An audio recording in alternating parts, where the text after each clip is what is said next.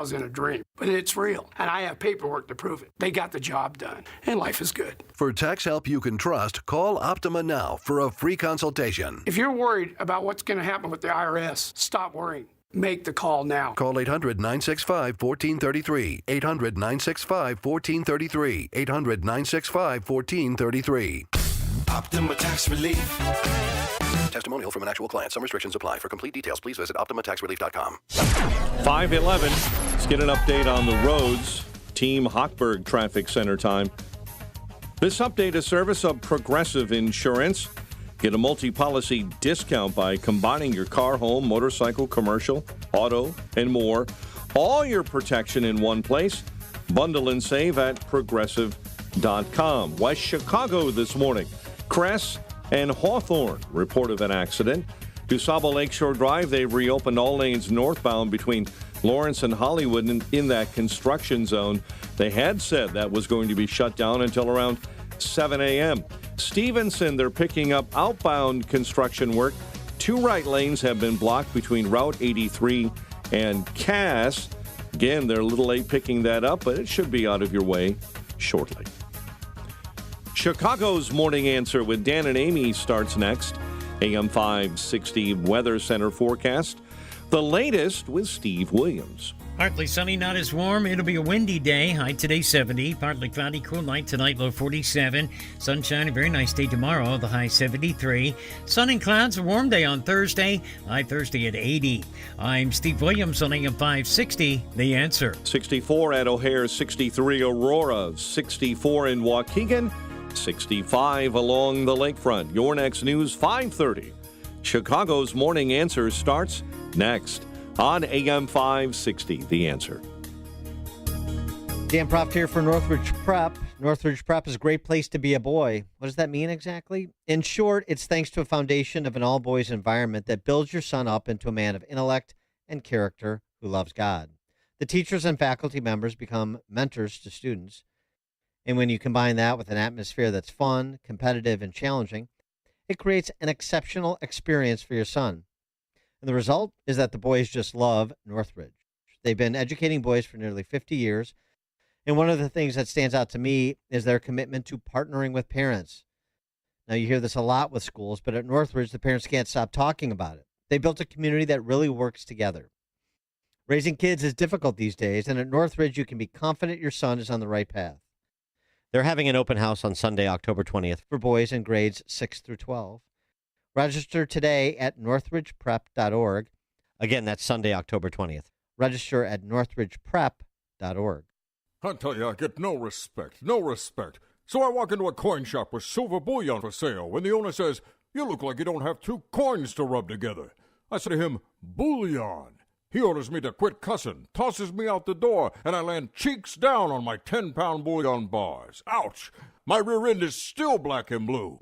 You should have come to Fox Valley Coins, where we treat every customer with respect, buying or selling. Whether you're liquidating a collection to pay the rent or trading unwanted collectible coins, currency, and bullion for extra folding money, Fox Valley Coins is happy to see you. We also pay top dollar for scrap gold and sterling at Fox Valley Coins, the Midwest's premier coin company. Open 6 days a week, 1 light north of I-88 on Route 59 at the Naperville-Warrenville border. Check us out at foxvalleycoins.com. Over 40 years of family-owned integrity. That's foxvalleycoins.com.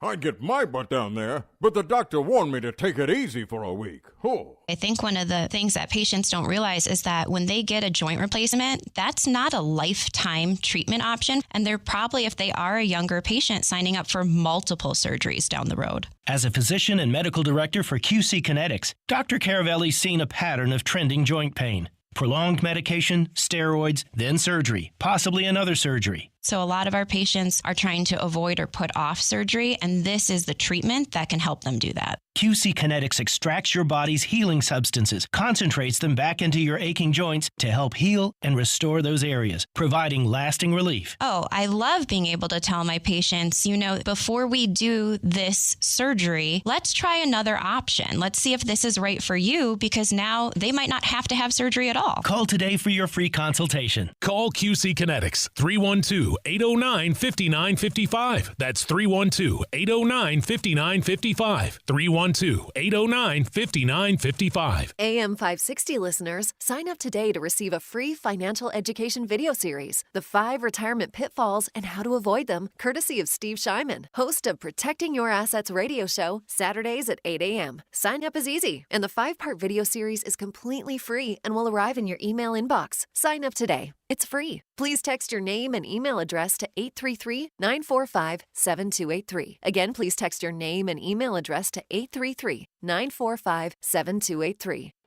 If you own or run a business and you listen to AM 560, you might not realize that the conservative programming that you enjoy is supported by advertisers. Our loyal listeners love to do business with the advertisers they hear every day on AM 560.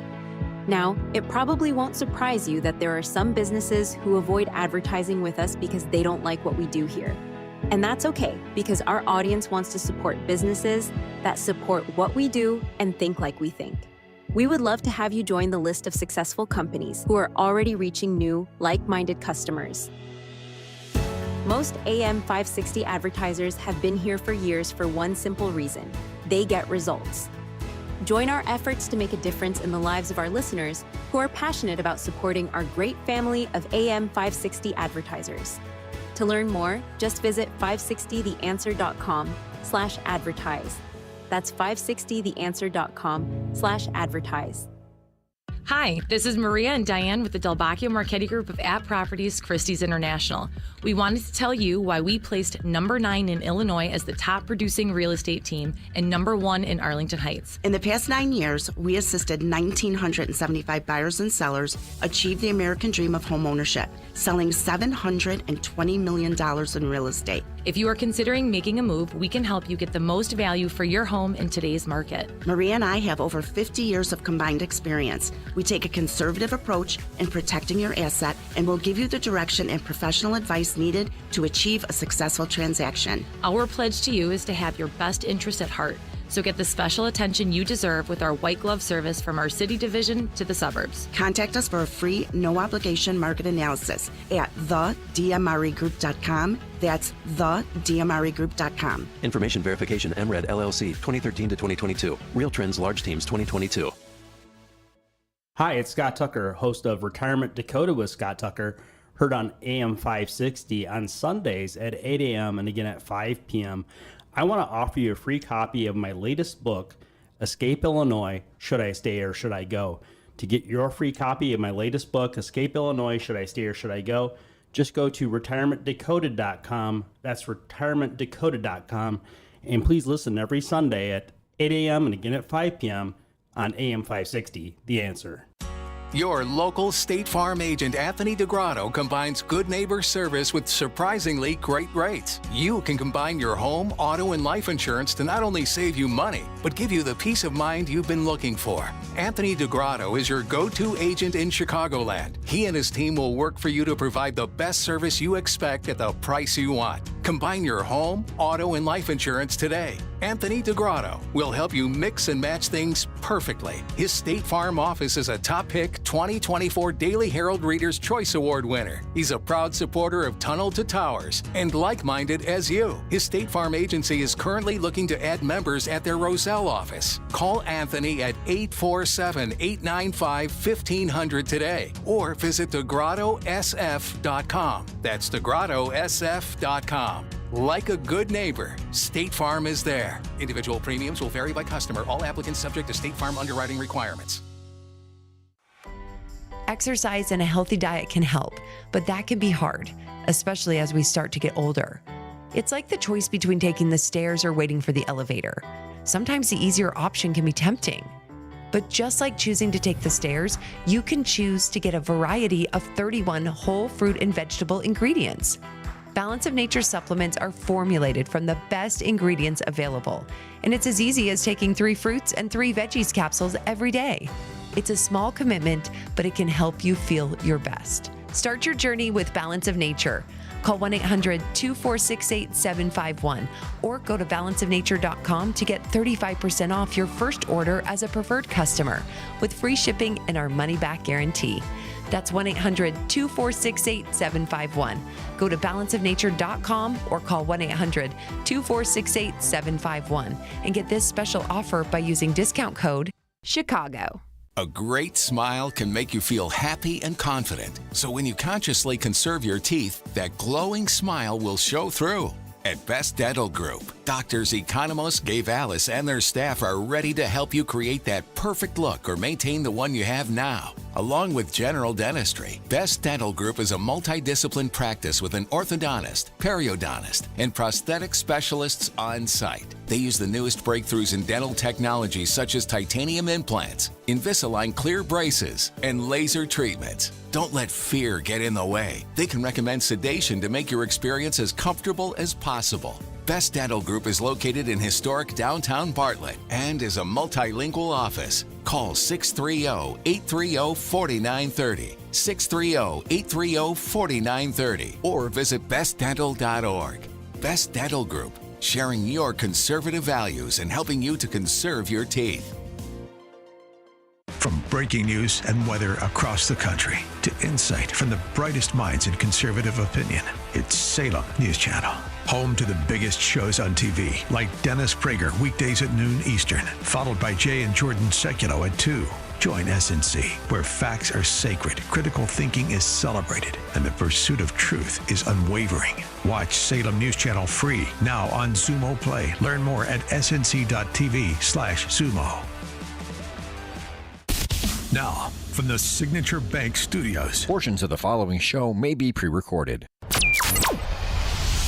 This is Chicago's Morning Answer with Dan Proft and Amy Jacobson on AM 560. The Answer.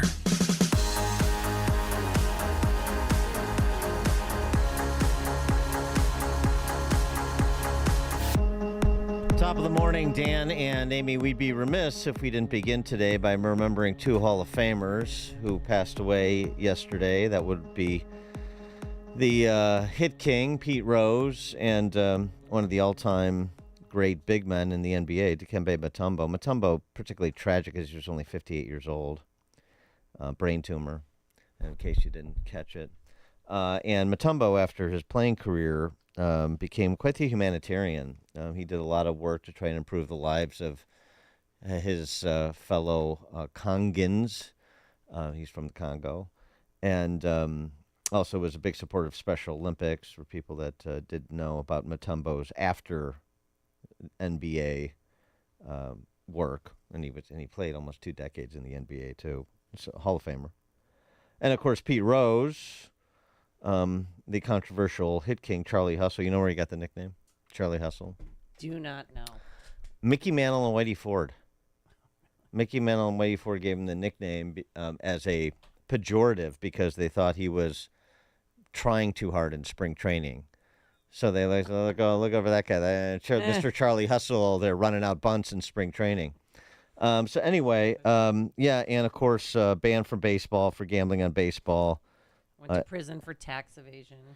I actually saw Rose. It was sad. This is, gosh, I don't know, probably 20 years ago. I saw him at one of those sports memorabilia shops in Caesar's Palace, in the parade of shops in Caesar's Palace, and he was just sitting in the corner signing autographs, and you had to buy something that was like worth at least $60 for him to sign in order to get Pete Rose's autograph. You know, doing that later in his career was sort of unseemly. It was wasn't quite like Joe Louis being essentially a greeter at Caesar's Palace, but it was sort of the same thing. You know, these guys are on such a pedestal, and then you see them so humbled like that. It was sort of sad. Tell me there was at least a line to see him or to buy the merchandise. There was nobody really in the store at the time. Whatever time I came, it was just sort of desolate. I'm sure he made his money, but it's just yeah. Well, he shouldn't have been banned from baseball. That's number one. He belongs in the Hall of Fame, obviously, and Bart Giamatti was wrong. That's my opinion on Pete Rose. 312-642-5600, turnkey.pro answer line. You could also text us on that very same line. I like this, too. It's just people remembering, different remembrances about Rose's storied career. My favorite Pete Rose stat: local banks in Cincinnati wouldn't let you use 4192 for your ATM passcode because it was too easy to guess. That's awesome. That is awesome. Yeah. My friend Greg from Schaumburg, I'm surprised he hasn't called in because he was when a Pete Rose fan. When Rose was about to break Stan Musial's hit record, the Pennsylvania lottery stopped accepting 3631 in the Big Four because too many people were picking it. So They loved him. I mean, it's sort of I don't know. Maybe I've just sort of aged out of it, but it seemed like a different era in baseball where people were still, I don't know, paying attention to it at that level. I mean, there was still, I hate to get all Field of Dreams on people, but it was like this. There was still a sort of an innocence and a purity to the game that I think has sort of gone. I mean, I was watching a couple of the Sox games, as they were about to set their own Make history. record. Yeah, which of course they did. And, the Angels, Tigers, I don't know. I mean, especially with Mike Trout, I don't know any players on these teams.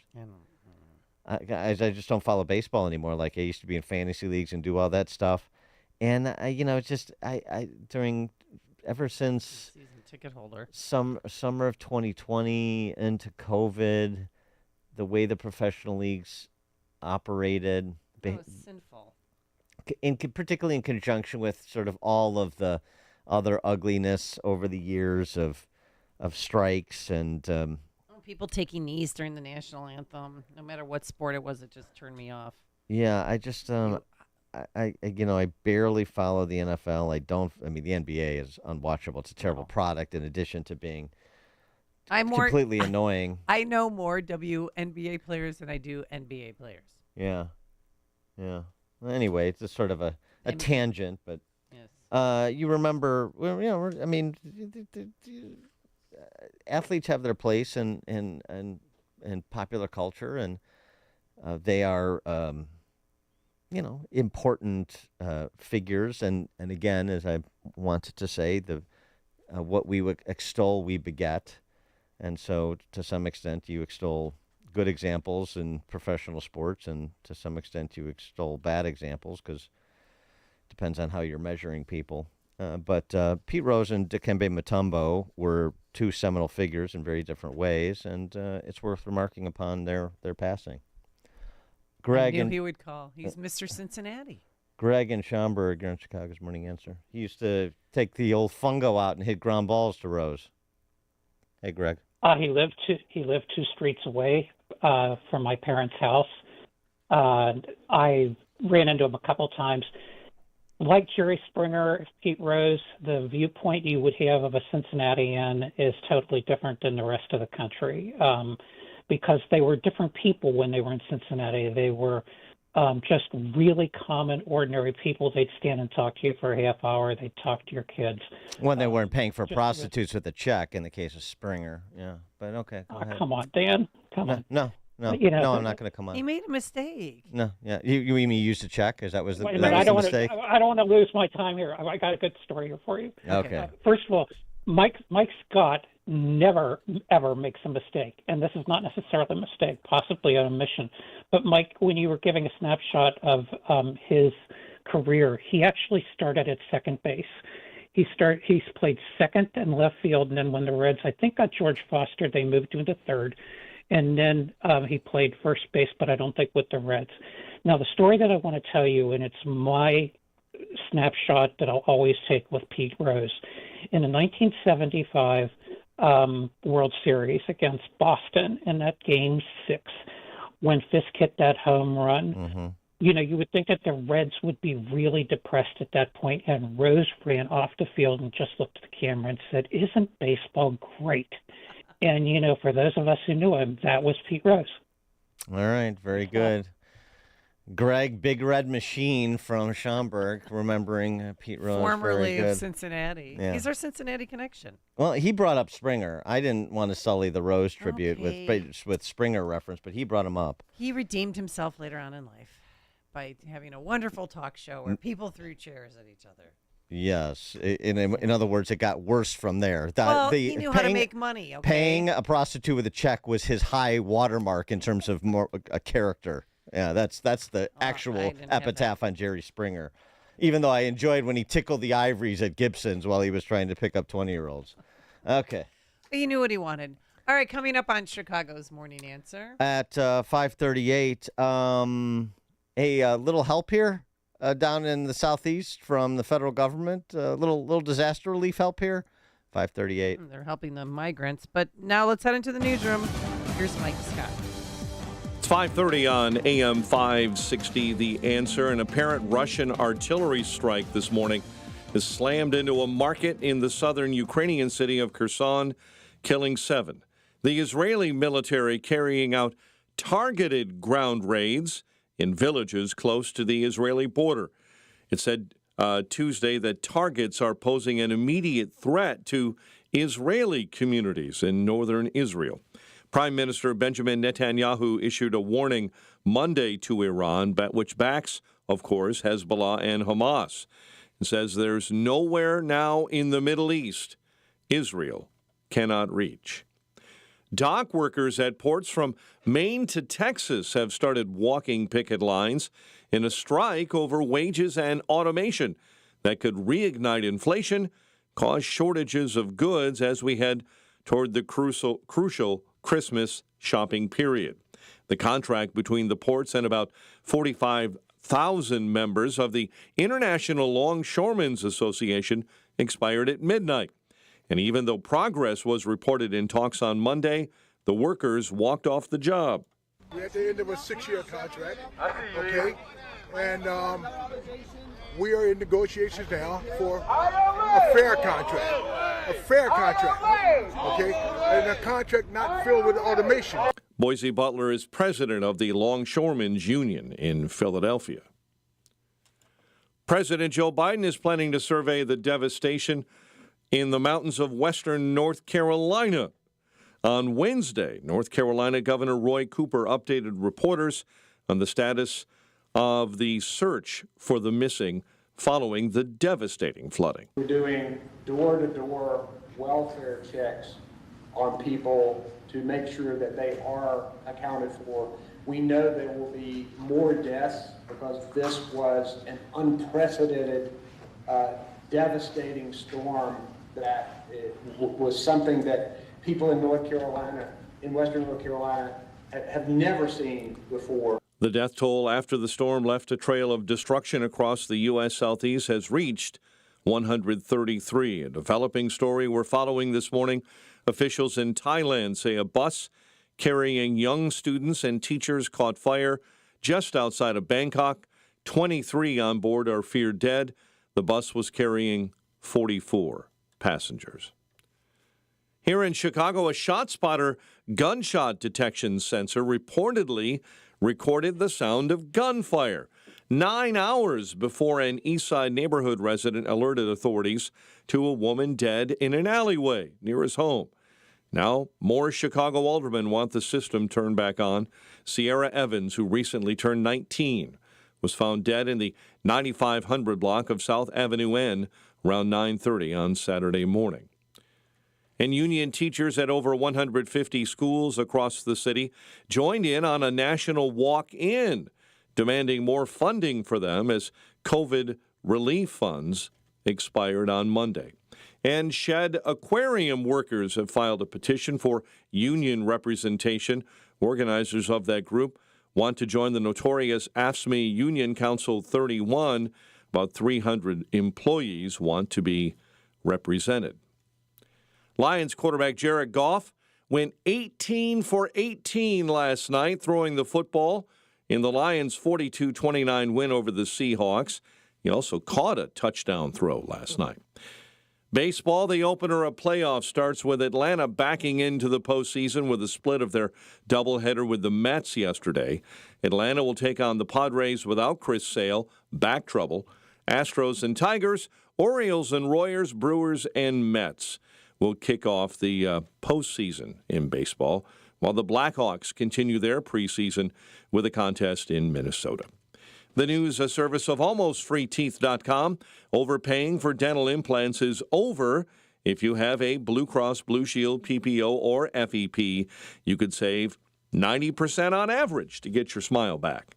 Learn more and check if you qualify. Almostfreeteeth.com. A check of traffic and weather on the way next on AM 560.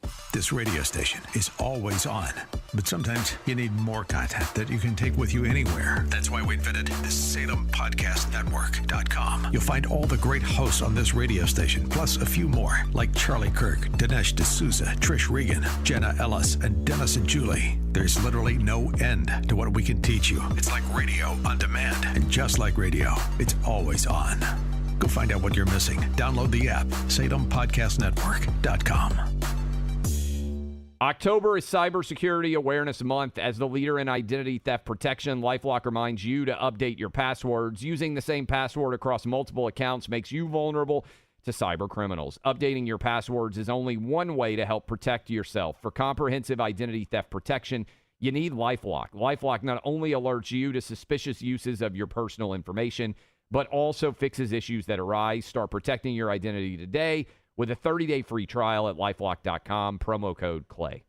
Rick Borick, host of Unleash Your Wealth, talks about the importance of tax planning in retirement. A qualified financial planner can take you through all the steps to show you every single legal way you can use to reduce and minimize your state income taxes across the board, so that, again, you keep more of your money and your family keeps more of your money.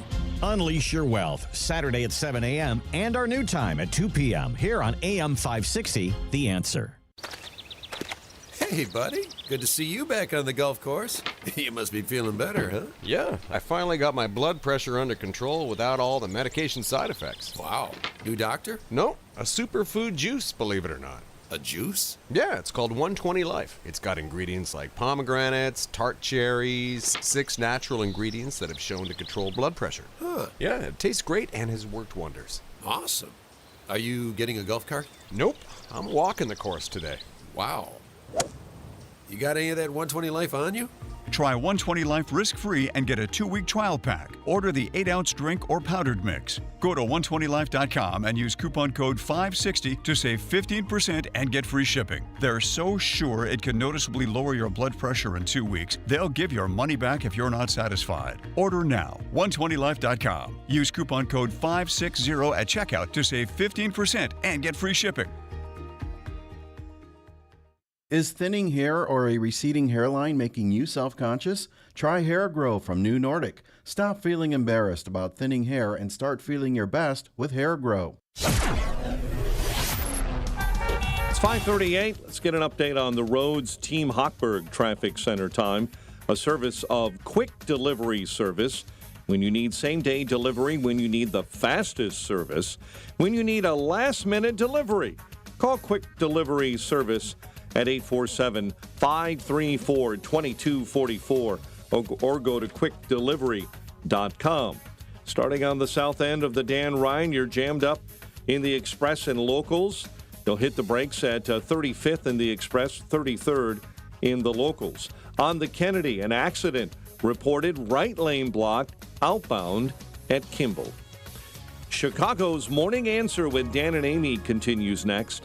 Now, your official Chicagoland weather forecast. Partly sunny, windy, and not as warm. A high near 70. Partly cloudy and cooler, low 47. Currently, 64 at O'Hare, 64 in Aurora, and 65 along Chicago's lakefront. Your next news update is at 6. Chicago's Morning Answer continues next on AM 560, The Answer.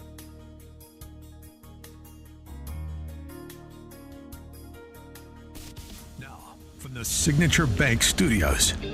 Only the biggest stories, only the biggest guests, and only the biggest opinions. This is AM 560, The Answer.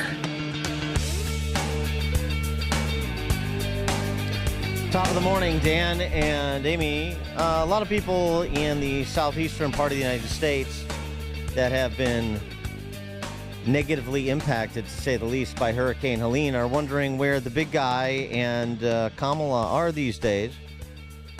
Trump was asked about them during his visit to hurricane-ravaged territories in Georgia, Valdosta specifically. Here's what he said. The governor's doing a very good job. He's having a hard time getting the president on the phone. I guess they're not being responsive. The federal government is not being responsive, but they're having a very hard time getting the president on the phone. He won't get on, and of course the vice president, she's out someplace campaigning, looking for money. So they have to be focused over here. It's too big. This is a really bad one. And the governor's doing a good job, but he's having a hard time getting the president on the phone. They're being very non-responsive. Being very non-responsive. Biden was asked why he wasn't down in places like Georgia or Western North Carolina this weekend. Well, he was busy. On to retaliate. On the hurricane, Mr. President, why weren't you and Vice President Harris here in Washington commanding this weekend? I was commanding. I was on the phone for at least 2 hours yesterday and the day before as well.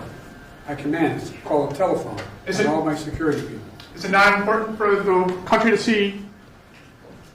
He's got a telephone and a pen, just like a former predecessor of his. So he was commanding. Worry not. Well, the fact that he was on the phone is not impressive to some of the Americans impacted by Hurricane Helene, like this woman whose family has been missing for 4 days from Spruce Pine, North Carolina. Do you think the government is doing enough? Honestly, I don't know how you did not have a formal press conference or something from either President Biden or Kamala Harris. I mean, how do you not say anything for 4 days? They've been stranded for 4 days, and this is the first we've heard from them at all. FEMA is not on the ground there at all. They are not in these cities, not in these towns, and not in these villages. Does your relative have food? Does she have water? Does she have the medication she needs? They have a minimal amount of water. They have a minimal amount of food. They were able to get slightly down the mountain to get a little bit of gas, but they haven't been able to cut their way out yet. When you say cut their way out, what do you mean? There's trees down. You have to have chainsaws up there to get the trees out of the roads, and that is if the mudslides didn't take the roads out completely. I could not even tell you how many families, even here outside of Charlotte, that are looking for their loved ones up in that area. No one knows anything. I should have said stranded, not missing, but there certainly are 600 missing. People missing, more than 130 dead. That's counting. That's so far. And you know, it sort of calls to mind the disparate treatment of, say, New Orleans versus, say, Mississippi after Katrina. It calls to mind the disparate treatment of, say, New Orleans during Katrina as compared to Iowa when they had significant flooding, deadly flooding, just a few within a short period of time after Katrina. The federal government, that was obviously Bush into Obama years, but the federal government's response to disaster aid, well, I think actually Kamala summed it up nicely. When it comes to disaster relief and paying attention to people that are afflicted by catastrophic events, you have to look at these events through the lens of equity. It is our lowest income communities and our communities of color that are most impacted by these extreme conditions and impacted by issues that are not of their own making. And so women. Absolutely. And so we have to address this in a way that is about giving resources based on equity, understanding that we fight for equality, but we also need to fight for equity, understanding not everyone starts out at the same place. And if we want people to be in an equal place, sometimes we have to take into account those disparities. And do that work. Yeah. So, I mean, it's a different thing if a black person is floating down the street in after a hurricane type event versus a white person, you have to think about equity there. Not rescuing that person, not providing aid, not getting resources to the troubled areas and the people in need, but you have to look at who's in need and make a decision then. Well, and that picture that they took of Kamala Harris flying back early from her fundraising in California and her rally that she had in Las Vegas is a picture of her, and it reminded me so much of the Bush flyover after Hurricane Katrina. She's sitting there, but this time, honey, if you're going to have the headpiece in with the cord, you got to plug it into your phone. And then she was sitting with a piece of paper and a pencil, and there was nothing on the paper. I mean, these people are they could care less about you, and I don't know how to tell people that more. Biden was at the beach, okay? And she was in Vegas. President Biden was at his beach house, and Vice President Harris was hosting political fundraisers on the West Coast. Is there a reason that they could not be here? The president did exactly what a president in this moment needs to do, which is directing his team to take action. Yeah, he was commanding. And, FYI, basically because he's ahead of the learning curve on these things. Oh. Because the pre-planning is so precise that all the resources that were necessary, don't listen to what residents in these affected communities in the Southeast are saying, because all of the resources that they needed were pre-delivered, and so there's no need for any more. We've given them all everything that we have.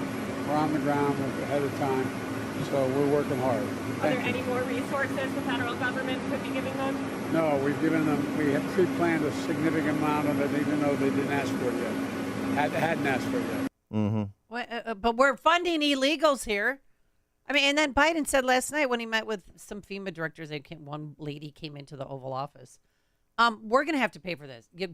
Good-hearted Americans, we need to pool our resources, Dan, and contribute to funds. And by the way, as the FEMA can tell you, they had pre-positioned an awful lot of material throughout that area, from the Bend all the way up into Tennessee. And so the idea that we weren't prepared, the question is, no one knew exactly how devastating it would be. We knew it would be significant, and we've got a lot already in place, but there's more. But here's the point. I'm going to be asking the American people to continue to help fund the needs of these people. It's not going to be one hit and it's over. It's going to take a hell of a long time. It's going to cost a hell of a lot of money. But this is the United States of America, and we've got to do it.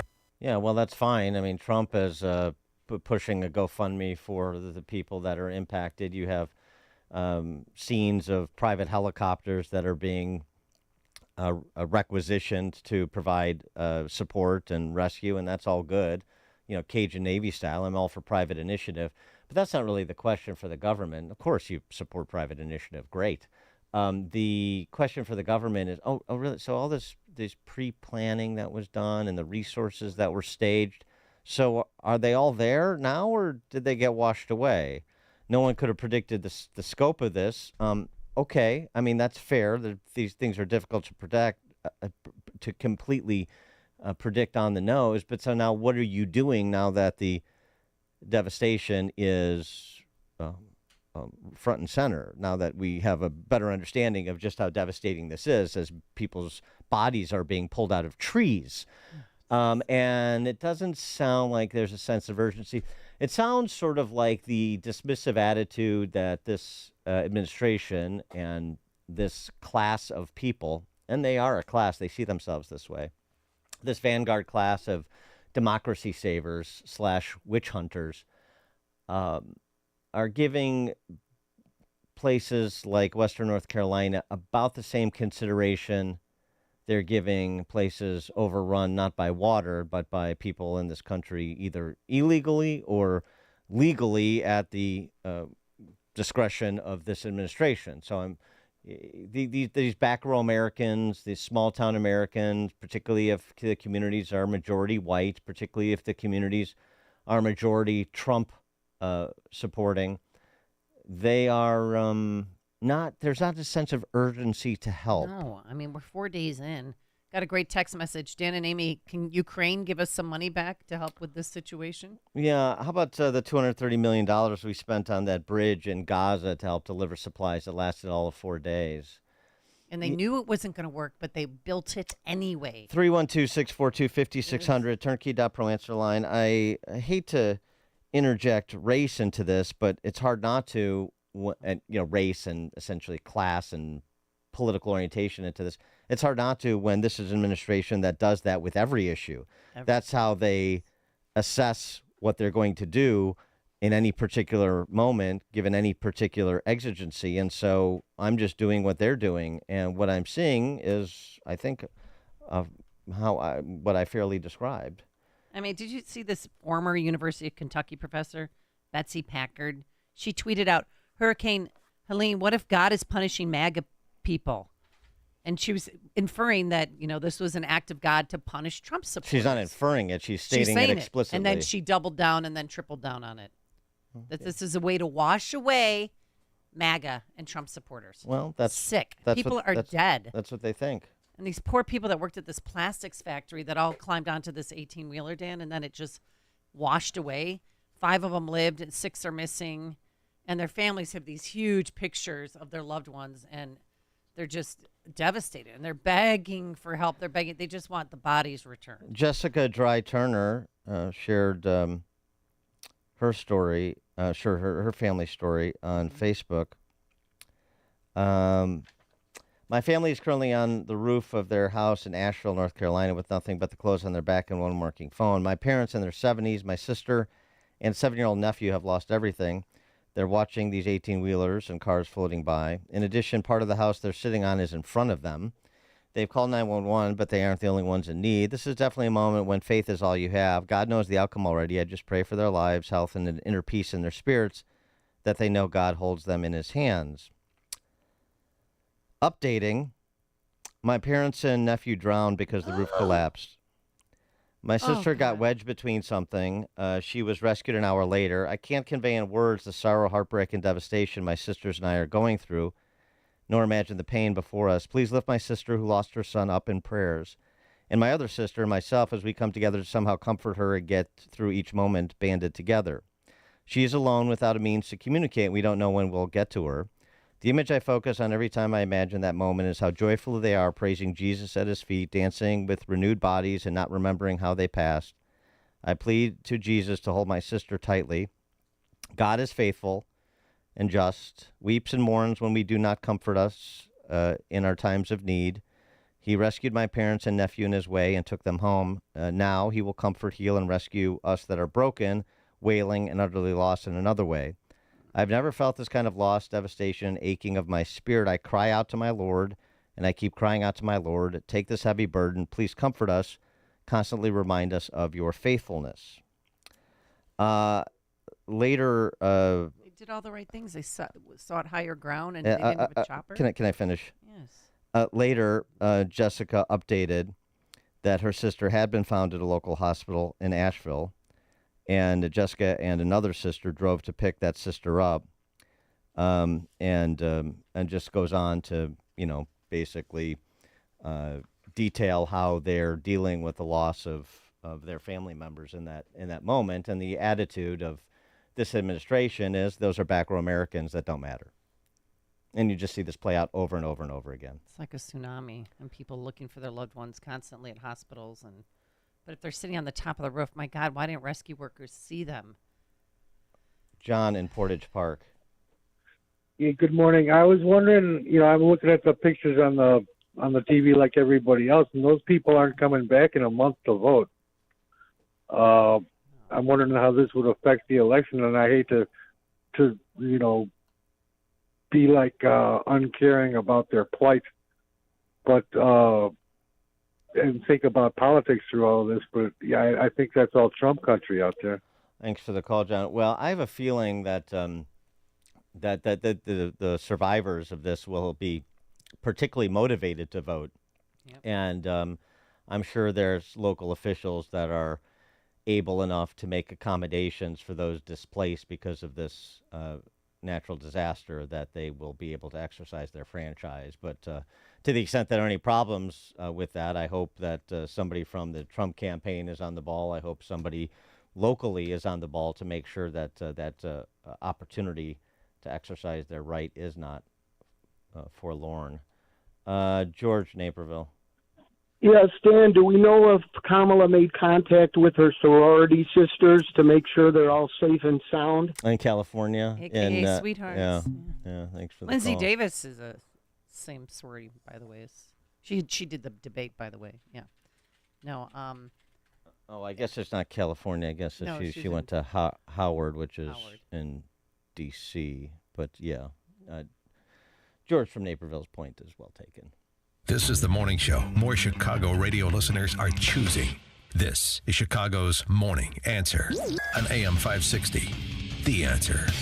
Signature Bank is Chicago's fastest growing independently owned business bank. It's a bank where relationships still matter. Signature Bank knows your name and your story. I'm Dan Proft, and I know this because Signature Bank is my business bank. I'm Jim Keene Jr. of the Mailhouse Inc., a family-owned and operated digital print mailhouse with a specialty in political advertising and a customer of Signature Bank. We knew that getting a loan to buy our business wouldn't be easy, so we turned to one of our trusted friends for a referral. She told us about the outstanding level of customer service her business received at Signature Bank since becoming one of their first customers in 2006. Today, we couldn't be happier. Not only did Signature help us finance the purchase of the mailhouse, but they supported our growth as we modernized our operations in mailing as well as from traditional to digital printing. If you're looking for a great bank to grow your business, take a look at Signature Bank. Signature Bank is looking for their next success story. To learn more about turning your business vision into reality, visit signaturebank.bank. Signature Bank, helping local businesses succeed. Member FDIC, Equal Housing Lender. This is Carol Platt, Liebau for townhall.com. It's been shocking to witness the handling of the 2 assassination attempts on former President Trump. They've been downplayed, and Trump has even been accused of bringing the attacks on himself. In normal times with any other nominee, the investigations would be leading the news. We'd know about the attackers. Those who played important roles in saving a politician would be profiled and valorized. Instead, the attacks have been allowed to fade from public consciousness. Television and print media figures have sometimes subtly and sometimes not so subtly engaged in what's known as victim blaming. Yes, blaming Trump. The media handling of the assassination attempts has been morally reckless. By the downplaying and the victim blaming, they've essentially normalized 2 assassination attempts. It's an evil genie, and it's not clear how to put it back in the bottle once it escapes. This behavior needs to stop now. Papa Nicholas Coffee, a Chicagoland tradition for over 5 generations, combines heritage and innovation in every cup. Our coffee is locally roasted, hot air roasted, and cold blended in small batches to ensure premium quality. Whether you prefer a 12-ounce bag or a 28-ounce bag, or even the convenience of K-Cups, you'll find Papa Nicholas Coffee at your local retailer. Taste the difference that 5 generations of expertise brings. Choose Papa Nicholas Coffee, because great coffee is our family tradition. Visit online at papanicholas.com. That's papanicholas.com. From breaking news and weather across the country to insight from the brightest minds in conservative opinion, it's Salem News Channel. Home to the biggest shows on TV, like Dennis Prager weekdays at noon Eastern, followed by Jay and Jordan Sekulow at 2. Join SNC, where facts are sacred, critical thinking is celebrated, and the pursuit of truth is unwavering. Watch Salem News Channel free now on Xumo Play. Learn more at snc.tv/Xumo. AM 560, The Answer. Well, at least in Florida, there was some levity in the wake of tragedy. 2 Charlotte County, Florida residents talking to a local reporter about Charlotte County, the impact in Charlotte County sort of in real time, and this occurred. Yeah, I talked to some officials on scene. They say that this community is underwater and they have been using their boats to go and rescue people out of their homes. We're going to do a little live interview here. I have Dale here, who was just rescued with his family by emergency services. Dale, can you tell us what happened at your house? From 2024, baby! Let's go! Thank you. Let's go! Thank you, sir. Let's go! Dale, talk to us. Thank you. Now back to Dale. I agree with his opinion, but what happened was... Yeah. He said, I agree with that guy. That was good on Dale's part, you know. Bring some levity to the situation. That's good. Trump fans are not shy, that's sure. All right, coming up on Chicago's Morning Answer. 6:06, we'll preview tonight's Veep debate. Take your call, 6:06. And today it's going to be partly sunny, windy, not as humid, a high of 70 degrees. It's now 6 a.m. WIND Chicago. Instead of working, they're picketing. I'm Dave Anthony, Fox News. Those dock workers in Elizabeth, New Jersey are among about 50,000 who went on strike after midnight from Maine to Texas. The offers that we had, it didn't work out. And I just told them, so long, goodbye. I'm going with my members. International Longshoremen's Union President Harold Daggett. The ports being shut down are responsible for about half of all U.S. imports and billions of dollars in trade a month. And products will not be able to be imported or exported during the strike. This includes chemicals, iron and steel, medical equipment, furniture, vehicles, machinery, and electric machinery. That's Fox Business Network's Lauren Simonetti. Air sirens have gone off in Israel as Hezbollah fires more rockets and says it's ready for a direct confrontation with Israeli troops who've moved into Lebanon, warning residents across the border to evacuate. These localized ground raids will target Hezbollah strongholds that threaten Israeli towns, kibbutzim, and communities along our border. Israeli Defense Minister Yoav Gallant, after recent airstrikes, killed Hezbollah's leader and other senior Iran-backed militants.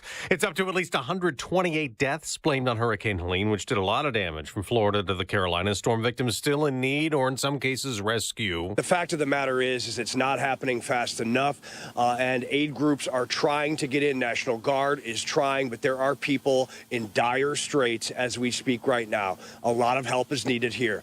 That's Fox Weather's Robert Ray in Asheville, North Carolina. There's still more than 1 million power outages, hundreds of people unaccounted for. A former president is a birthday boy. Jimmy Carter turned 100 today. President Biden told him in a message, Put simply, Mr. President, I admire you so darn much. Carter remains in hospice care at his home in Georgia, our oldest ex-president ever. He's lived 43 years after leaving office. America's listening to Fox News. 64 degrees in Chicago at 6:02 on AM 560. The Answer. Good morning. I'm Mike Scott. A ShotSpotter gunshot detection sensor reportedly recorded the sound of gunfire 9 hours before an East Side neighborhood resident called 911 to alert authorities to a woman dead in an alleyway near his home. Now, several other Chicago aldermen want the system turned back on. It's all part of the investigation into the death of Sierra Evans, who recently turned 19, was found dead in the 9500 block of South Avenue N around 9:30 on Saturday morning. The Gompers Park 10 City has found itself at the center of debates around the city on how to handle situations regarding the homeless. Other cities around the country have cracked down on pop-up homeless communities, but Chicago is trying to use a strategy that, in its opinion, tries to convince tent inhabitants to move out by offering alternative options, and they say it's the best way. Residents said conditions at that park have progressively gotten worse over the last 2 years. There's a death investigation underway in Jasper County and northwest Indiana this morning. Jasper County Coroner's Office confirming that the coroner was called out to a home in the 4200 block of Old Orchard Lane in the small town of Wheatfield on Monday. Indiana State Police say they're helping the Jasper County Sheriff's Office in the ongoing investigation. Chicago sports. Lions quarterback Jared Goff set the NFL record for passing last night, 18 for 18, in the Lions' win over the Seahawks on Monday Night Football, 42-29. Titans also beat the Dolphins in a Monday Nighter. Media day for the Bulls yesterday. Zach LaVine crushing any trade talk for now. Blackhawks continue the preseason with a contest in Minnesota tonight. The news, a service of Blue Star Security. Support our police and hire the police to personally protect you and your business. Visit online to schedule a free security consultation at bluestarsecurityllc.com. A check of traffic and weather on the way next on AM 560. Your home is a valuable asset, and you want to take care of your home. From roofs, siding, windows, and doors to furnaces, flooring, landscaping, and much more. Listen to your go-to for all things home. It's Home Answers Radio every Sunday morning at 9. Presented by Lang Home Medical Equipment, Executive Green Carpet Cleaning, and by Valdecast Windows and Doors. Get answers from industry experts so you can make informed decisions about your home improvement. Right here on AM 560, The Answer. Everywhere you look, things are getting more expensive. So at Consumer Cellular, we're lowering the price for those 50 and up. Now you can get unlimited talk, text, and data for $30 a line when you buy 2. That's just $60 a month for 2 unlimited lines. So if you're 50 and up, make the switch and save. Come on, you've earned this. Call 1-888-FREEDOM or visit consumercellular.com today. Requires 2 lines of service, age validation, and credit approval, subject to system and area limits, taxes, and other fees apply. Progressive presents 10 things on a contractor's to-do list that are harder than getting a commercial auto insurance quote.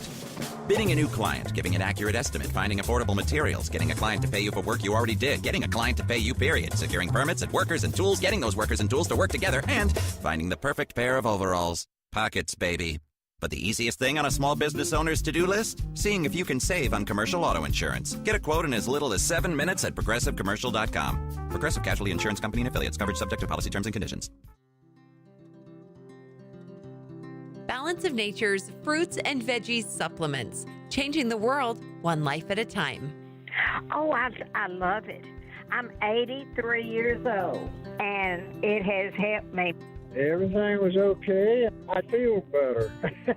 I just turned 90, so I'm doing real good. I'm doing great. I'm doing great. You know, some guys tell me, oh, that's psychological, man. I said, let me tell you something. I don't care what it is. It's working.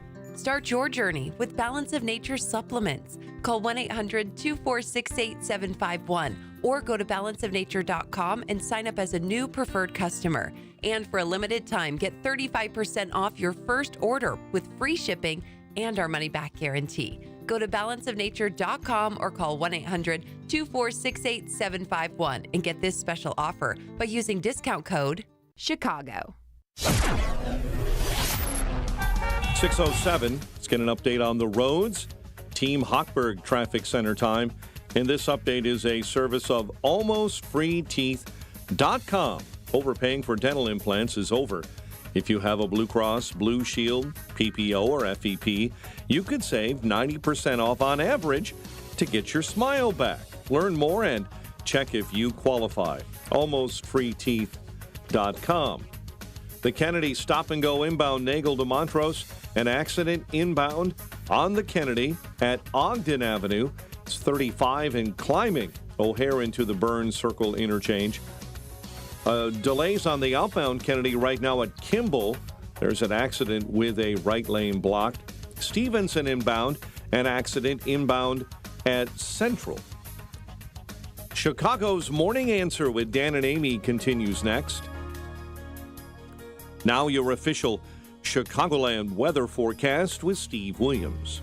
Partly sunny, not as warm. It'll be a windy day. High today 70. Partly cloudy, cool night tonight, low 47. Sunshine, a very nice day tomorrow, the high 73. Sun and clouds, a warm day on Thursday. High Thursday at 80. I'm Steve Williams on AM 560, The Answer. 64 at O'Hare, 65 Lakefront. Next news at 6:30, and Chicago's Morning Answer continues next on AM 560, The Answer. Now, from the Signature Bank Studios. This is Chicago's Morning Answer with Dan Proft and Amy Jacobson on AM 560, The Answer.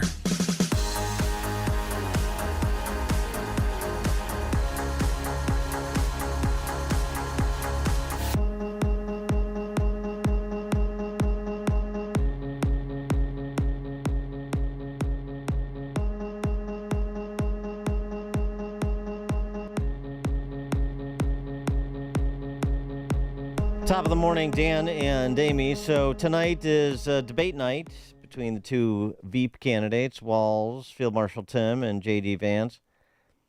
Interesting write-up in Politico, a discussion with former Walz opponents in terms of his debating style, what J.D. Vance needs to be on the watch for. And Republican Congressman Tom Emmer from Minnesota is doing debate prep with J.D. Vance, standing in for Walz. He served with Walz in Congress, so he knows him, and he knows his prevaricating nature. And so hopefully that will help prepare J.D. for tonight. And Pete Buttigieg is standing in for J.D. Vance for Tim Walz's debate prep.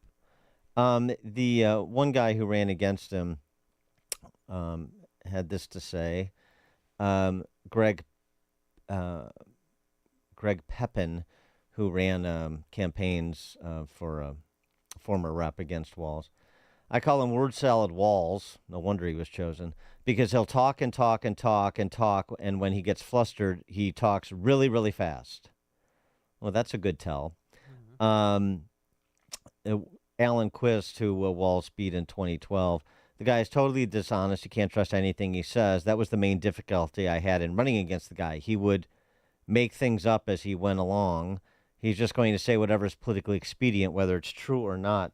Yeah, we've kind of picked up on that, actually, as he has lied about his military service, lied essentially about serving in theater, in combat, lied about his coaching record. He just continues to lie and lie and lie about himself, and we've got another one. Tampon Tim lied again? What do we have now? At a 2014 congressional hearing to mark the 25th anniversary of Tiananmen Square, I wonder which side he was on. He's a big fan of the Chinese Communist Party, handing out Mao's little red book wherever he goes. Anyway, on the 25th anniversary of Tiananmen, Walz, then a congressman from Minnesota, recalled being in Hong Kong when the Chinese Communist Party crushed the student protests that had roiled the country since mid-April of 1989. He said, this is the anecdote he shares, very Biden-esque, I was just going to teach high school in Guangdong and was in Hong Kong in May of '89. And as these events were unfolding, several of us went in, and I still remember the train station in Hong Kong. There was a large number of, especially European, I think, very angry that they would still go after what had happened, but it was my belief that at the time that the diplomacy was going to happen on many levels. Whatever any of that means, I have no idea what he's talking about. But anyway, the point is he's saying he was in China during the student protests in Tiananmen. Well, contemporary news reports show that Walz was touring a National Guard storeroom in Alliance, Nebraska in May of 1989. They indicate Walz did not leave the United States until August of that year, at least 2 months after the student protests ended with the Tiananmen Square massacre. Of course, you remember Tank Man.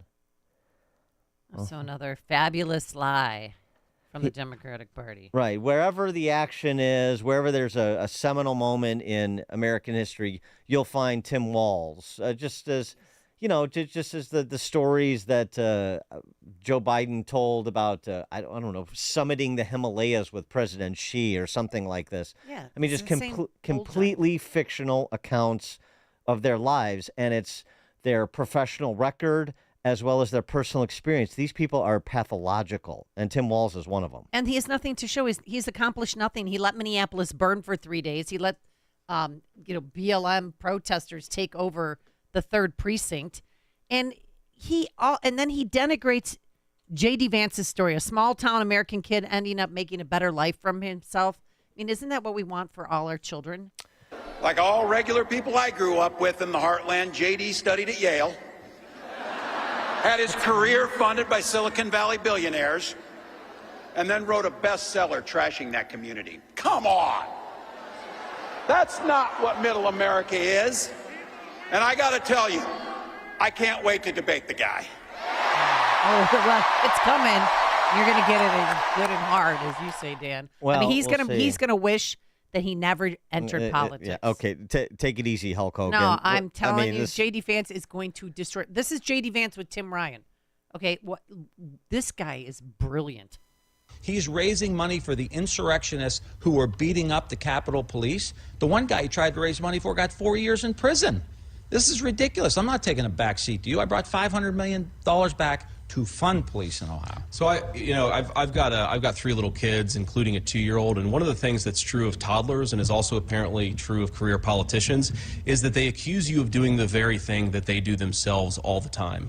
At the height, Tim, of the BLM riots, I've condemned political violence whether it comes from the left or the right. But at the height of the BLM riots, where they were rioting and looting and burning down America's cities, Ohio cities and small towns, Tim Ryan threw the police under the bus. He attacked them as the new Jim Crow, as systemically racist, and he voted for legislation that would have stripped funding from them and redirected it towards litigation defense. This is another example of Tim Ryan talking about what he would like to do. Tim, you don't sound too bad. If you actually tried to do the things you talk about wanting to do, you wouldn't be half bad. The problem is you got 20 years and you failed to do any of it.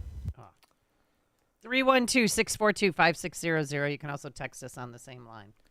Yeah, I mean, Impressed? What do you think, Dan? What you think, the more important question is what you think J.D. Vance should try to accomplish tonight, knowing what we know about Tim Walz, knowing what his former opponents are confirming that we should know about Walz, which is very much like Kamala. They're going to say things that are not true. They're going to continue to project onto you who they are, and how do you respond to that in such a way that you expose who Tim Walz is, and really by extension who Kamala Harris is. Bill McGurn, writing in the Wall Street Journal, talks about an opening that Walz has inadvertently provided. Mr. Vance has an opportunity to challenge Walz to explain how a Harris administration would be any different than the Biden administration, because she's casting herself as this challenger separated from the Biden administration, as we all know, as we've all seen. But remember, when you're talking about sort of the marginally engaged voter, much of this may not be internalized by them, thus her seeming standing in the polls as in a dead heat with Trump. Yeah, they're acting like Trump's the incumbent. McGurn says, to sell the idea she represents a challenge to the status quo, Ms. Harris has had to triangulate. She pits herself not only against her own past policy statements, but against the Biden White House she defended. This opens the door for Vance to ask Walz, who has been in charge these past 4 years, that you say we can't afford to repeat. I mean, that's part of it, I suppose. I think that's a little too generic, and I think that's that Walz can sort of talk his way out of it, just by blathering on incoherently and having most people lose focus on what the point was, what the question is, which is another interesting little debate tactic you see them use all the time. I think you have to get very specific, and I still say, one, the line of attack that he has chosen on J.D. Vance, which you just heard, about somehow rising from poverty in Appalachia and making your way to Yale Law School and Silicon Valley is a bad thing. But also, again, the issues that are front and center. Speaking for back row Americans the way he did in Ohio, which is why he defeated Tim Ryan in that Senate race. Jack in Whiting, Indiana, you're on Chicago's Morning Answer. Good morning. I really enjoy your show. 2 things. Vance should go after this guy relentlessly. And too bad Chris Farley wasn't alive, because he would be the perfect imitator of this Walz character. He would have been, yeah. I mean, he did a great Howell Heflin. I know he could have done a great Tim Walz. Dave in Romeoville. Hi. I was just wondering, do you remember the sit-down interview with Lieberman and Cheney, and how much more informative and just what a better debate it was than was it Bush and who was he with? Not Gore. But I think it'd be the same way. I think Walz is actually smarter than we're giving him credit for. I think he's a better speaker, and I think he'll hold his own to an extent. But I agree with Amy. I think J.D. stays patient. He doesn't get flustered, and he'll make his points. I think he's going to do real well. I'm just blow up his resume, then move on to the economy and immigration. Yeah, I mean, first of all, I don't think Walz is smarter than we think he is. But he is more clever, perhaps, in the sense that he understands his limitations and he understands where he has exposure, all the lies he's told, the triangulation that Bill McGurn is talking about, their campaign is doing. And so he's ready to bury J.D. Vance in sort of minutia and misdirection. So I think Vance has to be ready for that. The thing about Vance that I like is that he has the details, and he's an explainer. So like you heard in that Tim Ryan clip, it's not just going to be a food fight when Tim Walz launches like a attack about J6 or something like that. J.D. Vance will take it in, and then he'll take it apart. And that's what I expect to see tonight. And I can't wait for J.D. Vance to get under Tim Walz's skin. I mean, he was at a Michigan football game and flipped off a fan because of a kid, a 18-year-old freshman in college. So go Michigan and get out of here, and he flips him off. Grow up. That's not a man. Well, we know that's a child. We know his tell now, which is that he talks really fast when he gets flustered. Oh, we'll see how fast he's talking tonight. David in Lansing. Can't wait. Good morning. I'm glad you're talking about the debate. I hope I'm in time. I want to make J.D. Vance aware of a secret weapon that his opponent's going to use tonight, and it's a nuke. It can get him out of anything. It's to act incredulous like Chris Farley, no matter what. All he has to do is say, "Oh, come on, son of a," and that'll get him out of anything. Yeah, okay. Well, tonight, and Thanks two, for the call. candidates, it's a 90-minute debate. Candidates are supposed to fact-check each other. But then if you read through the fine print, they say, but moderators Nora O'Donnell and Margaret Brennan may step in to offer clarifications if facts go unchecked. Or, quote, if something egregious is said. Just stay out of it. It's not about you. Whatever. It's an opportunity. If these dim-witted newsreaders from CBS or ABC or NBC, if they step in, that's an opportunity for someone like Vance to use them as a foil as well. Okay. And that's exactly what he should do. Take them apart, just like he has the capacity to take Walz apart. Bob and Waukegan.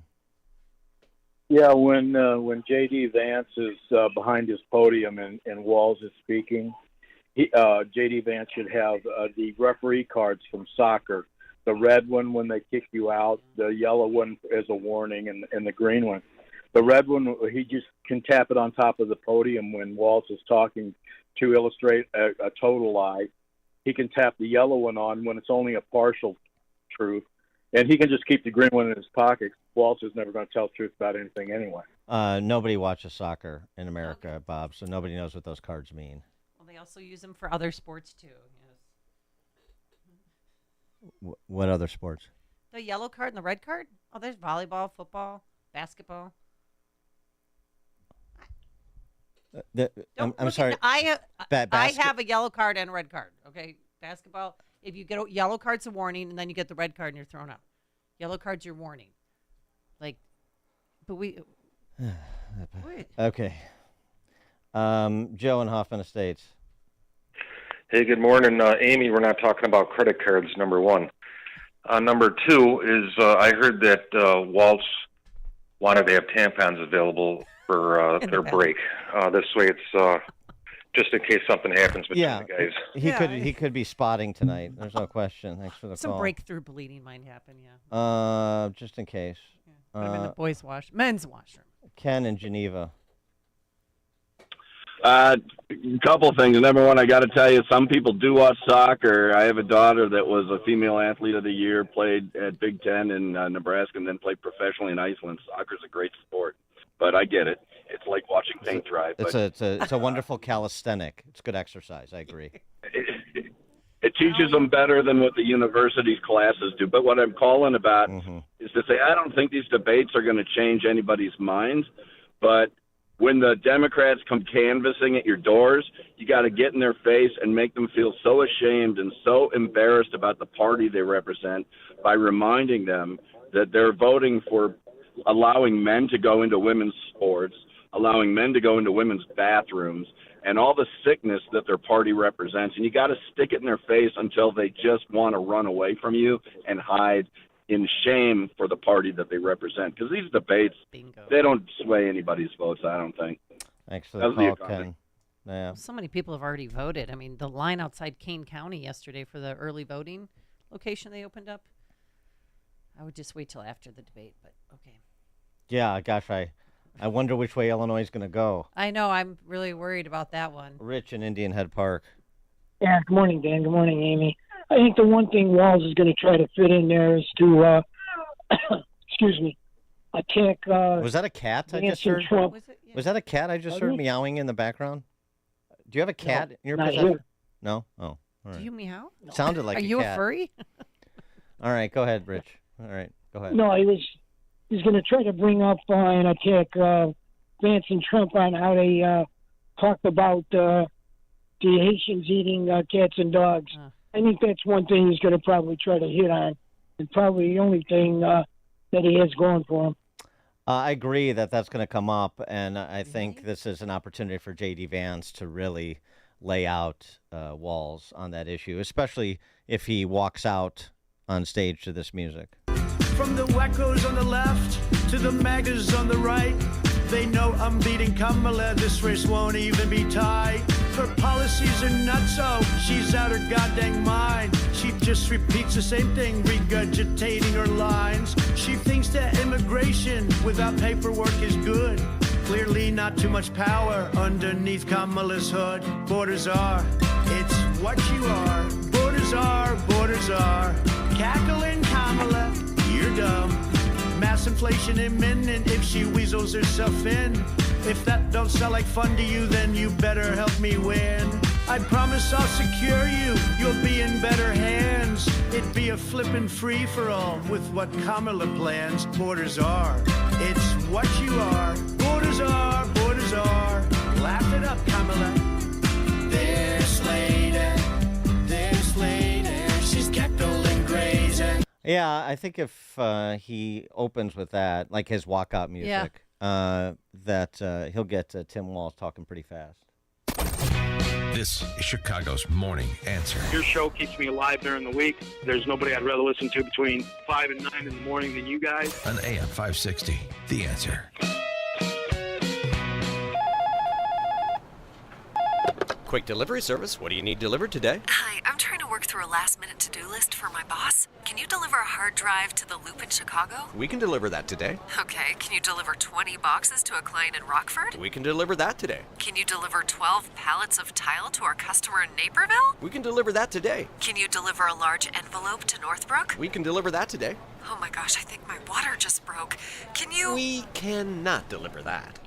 Quick Delivery Service delivers your package no matter the size. More than just a messenger service, Quick Delivery Service is a messenger and trucking service that can also provide scheduled routes for your daily delivery or your air shipment. Trucks are equipped to handle the load and provide ground-level service for same-day delivery. The Quick Delivery Service team of safe, licensed professionals can provide quick door-to-door service for your special delivery. QuickDelivery.com. That's QuickDelivery.com. We deliver that today. But we don't deliver this. Dan Proft here for Northridge Prep. Northridge Prep is a great place to be a boy. What does that mean exactly? In short, thanks to a foundation of an all-boys environment, your son is built up into a man of intellect and character who loves God. The teachers and faculty members become mentors to students. And when you combine that with an atmosphere that's fun, competitive, and challenging, it creates an exceptional experience for your son. The result is the boys just love Northridge. They've been educating boys for nearly 50 years. And one of the things that stands out is their commitment to partnering with parents. You hear that a lot with schools, but at Northridge, the parents can't stop talking about it because it's real. They've built a community that works together. Raising kids is difficult these days, and at Northridge, you can be confident your son is on the right path. They're having an open house on Sunday, October 20th, for boys in grades 6 through 12. So if you want to take a look at Northridge as a possible place for your son to matriculate, again, grades 6 through 12, register today at northridgeprep.org. Again, the open house is Sunday, October 20th, and you can register at northridgeprep.org. When your home or business has an insurance claim, the next step is very important. The claim process with insurance can be tedious, hard to understand, and difficult to navigate. You need someone working for you. You need a licensed claim adjuster. Why? The insurance company will send out their inspectors that work for them, get paid by them, and represent them, not you. This is Dan Lights from Crosscom. We inspect your property, file your claim, negotiate the damages, and maximize your settlement with your insurance company. If we complete the repairs approved by your insurance company, our service is free. Crosscom Public Adjusters has turned denied claims into approved claims. We've also increased insurance claims anywhere from 23 to 1,000%. We are licensed by the Department of Insurance and work in Illinois, Northwest Indiana, and Southern Wisconsin. Crosscom Public Adjusters, 630-871-5500. Online at crosscominc.com. That's crosscominc.com. Crosscom, building trust for over 20 years. Listen up. I'm talking to those of you who wake up day after day with joint pain in your knees, maybe your shoulder, ouch, maybe your hips. Hi, Amy Jacobson here, and let's talk about real, lasting relief. People here in Chicago are reducing the inflammation, getting mobility back, getting their lives back. QC Kinetics is the nation's leader in cellular therapies. What's that? QC Kinetics uses your own body's healing properties in those achy joints. Cutting-edge treatments that require no surgery, no drugs, no downtime. You know, the choice is yours. You could continue with the steroids and daily medications, pursue surgery and a long recovery, or you could see if you're a candidate for regenerative treatments. Find out with your free consultation at QC Kinetics. New locations in Crystal Lake and Gurnee. Saturday appointments available. You've got nothing to lose. Do it. 312-809-5955. That's 312-809-5955. 312-809-5955. AM 560, The Answer.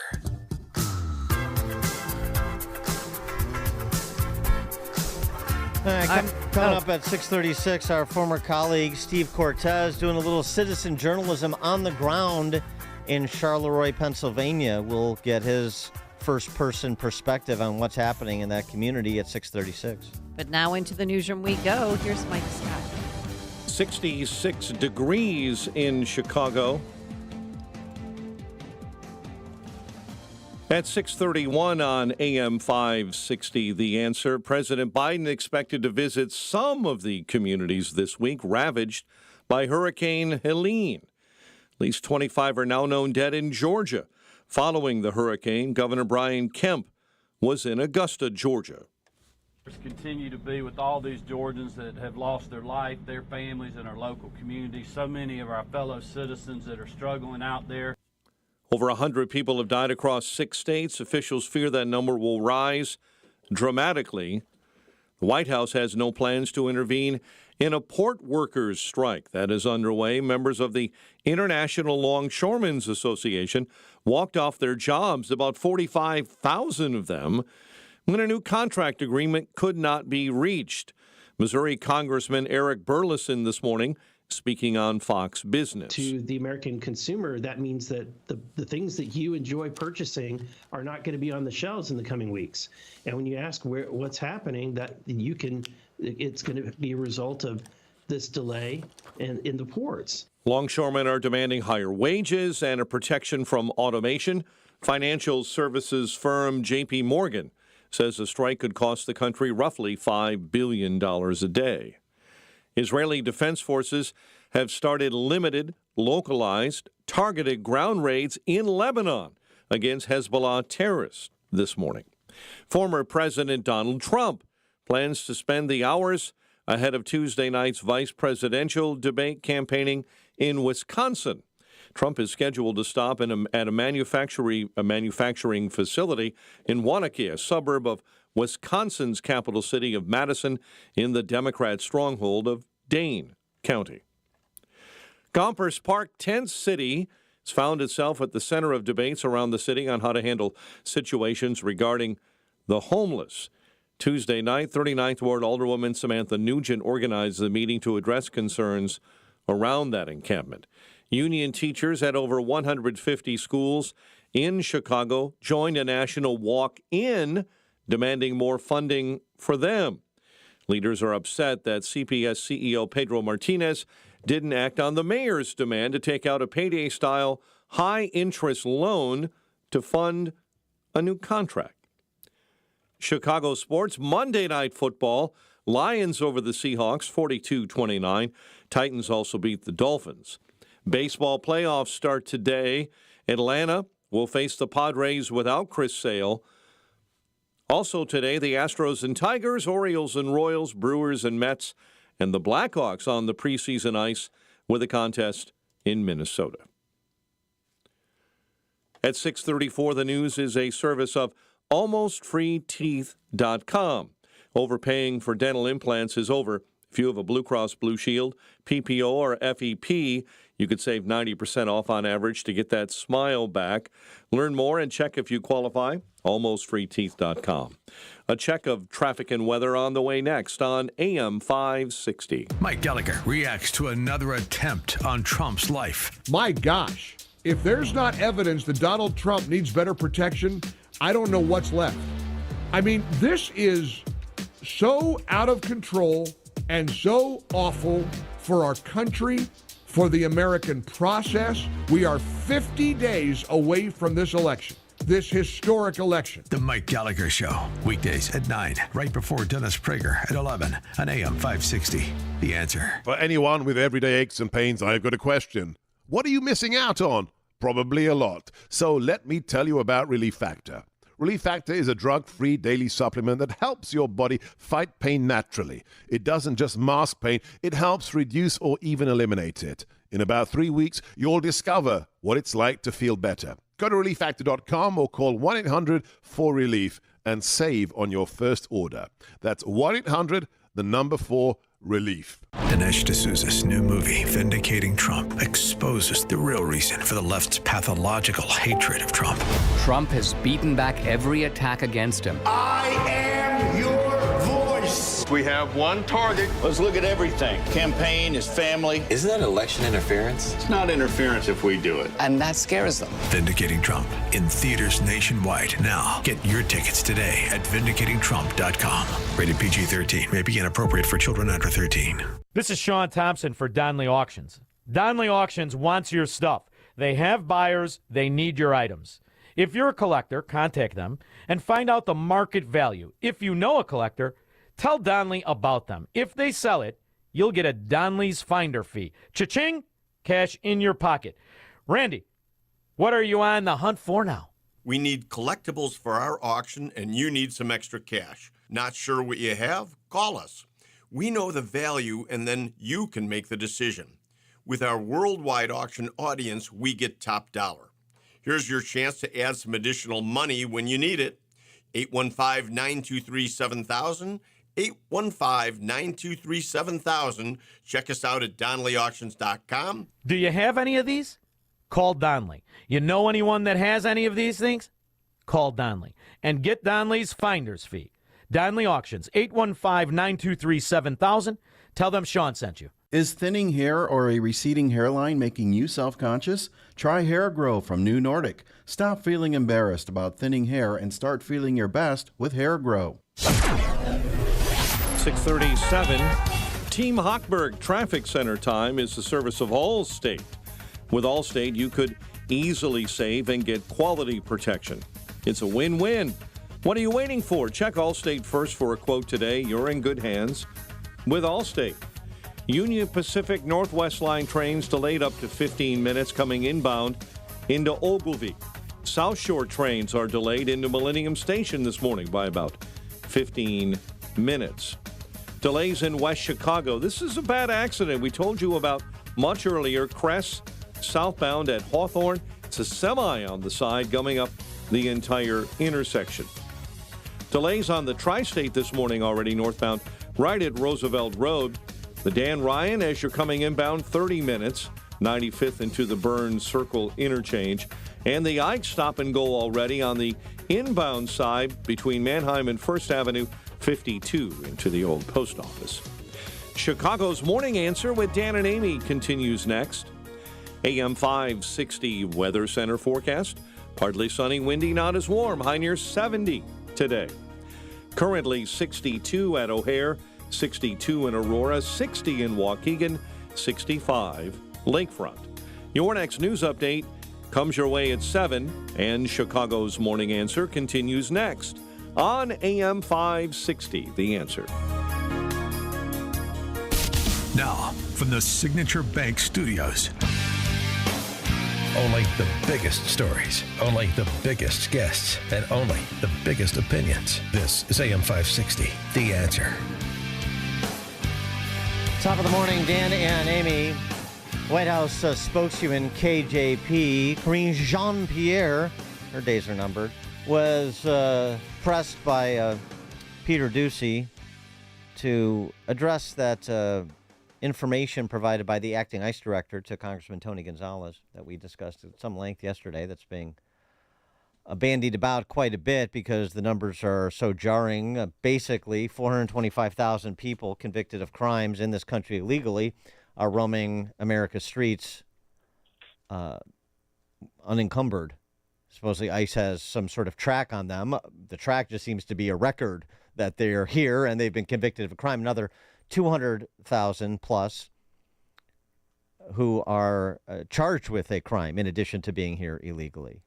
So more than 600,000 people roaming our streets who shouldn't even be in this country, two-thirds of whom have been convicted of a crime, and the other third who are facing criminal charges.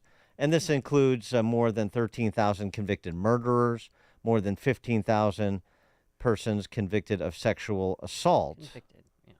So 2,000 kidnappers. So you got to spin your way out of that. That's bad news, particularly when the numbers come out the day that Kamala is doing her photo op at the border. So here's how KJP tried to spin her way out. 13,000 people who have been convicted of murder crossed the border illegally and are living among us. So how much danger are U.S. communities in right now because of this? I'm assuming you're talking about the ICE data? Yes. So just a couple of things, and I think it's important to correct the record here. First of all, the false representation of the data ICE shared. So that was what we are seeing, false representation. I got to call that out. We got to call that out. And it's been fact-checked by some of your colleagues here, by multiple outlets that has been debunked on what has been falsely misrepresented here. So we have to call that out. And so, look, can you clarify what the misrepresentation is? The numbers that is being put out about how many people are out has been falsely represented here. If you look at the total returns and removal of the past year, that has been higher than every year under the previous administration since 2010, if you look at it. And if we're going to report something, a data that's out there, we got to do it in a way that is not confusing the American people and certainly not lying. And so this has been fact-checked, and so this is the way that is being falsely represented here is just not okay. And they'll got to be really clear about that. Oh, thanks for the clarity. That helps a lot. That really clears things up. What the hell's wrong with her? I mean, they can't name a single fact check. And the information came from your own ICE director. You're on the same team. So what she's referring to, although she can't explain, Yep. Can you help, please? Is there are some who have been in this convicted of crimes, convicted murderer, let's use an example, one of the 13,000 plus, who have been in this country for some time, predating the Biden administration. Oh, that's right, because it's Trump. Some are still in federal state custody serving criminal sentences, likely to be arrested by ICE upon the completion of their sentence. And they say that this is the suggestion of these unnamed fact checkers that KJP references, but since she has no capacity to actually explain or make a counter argument, she just keeps repeating like a parrot, fact checkers, lie, misrepresentation, I mean, that's all she has the capacity to do. And most of the flacks you see on the news channels are not dissimilar. And others they allege cannot be deported because their home countries won't take them back. Well, none of that washes. That's all very interesting. The gradations of that data. If you're in this country illegally and you predate the current president, then the current president still has an obligation to remove you from this country, because I don't think anybody is, formally at least, taking the position that somebody convicted of murder in this country illegally should be allowed to stay until their home country gets around to accepting them back. That's not how it works. Not if you're actually interested in public safety and national security.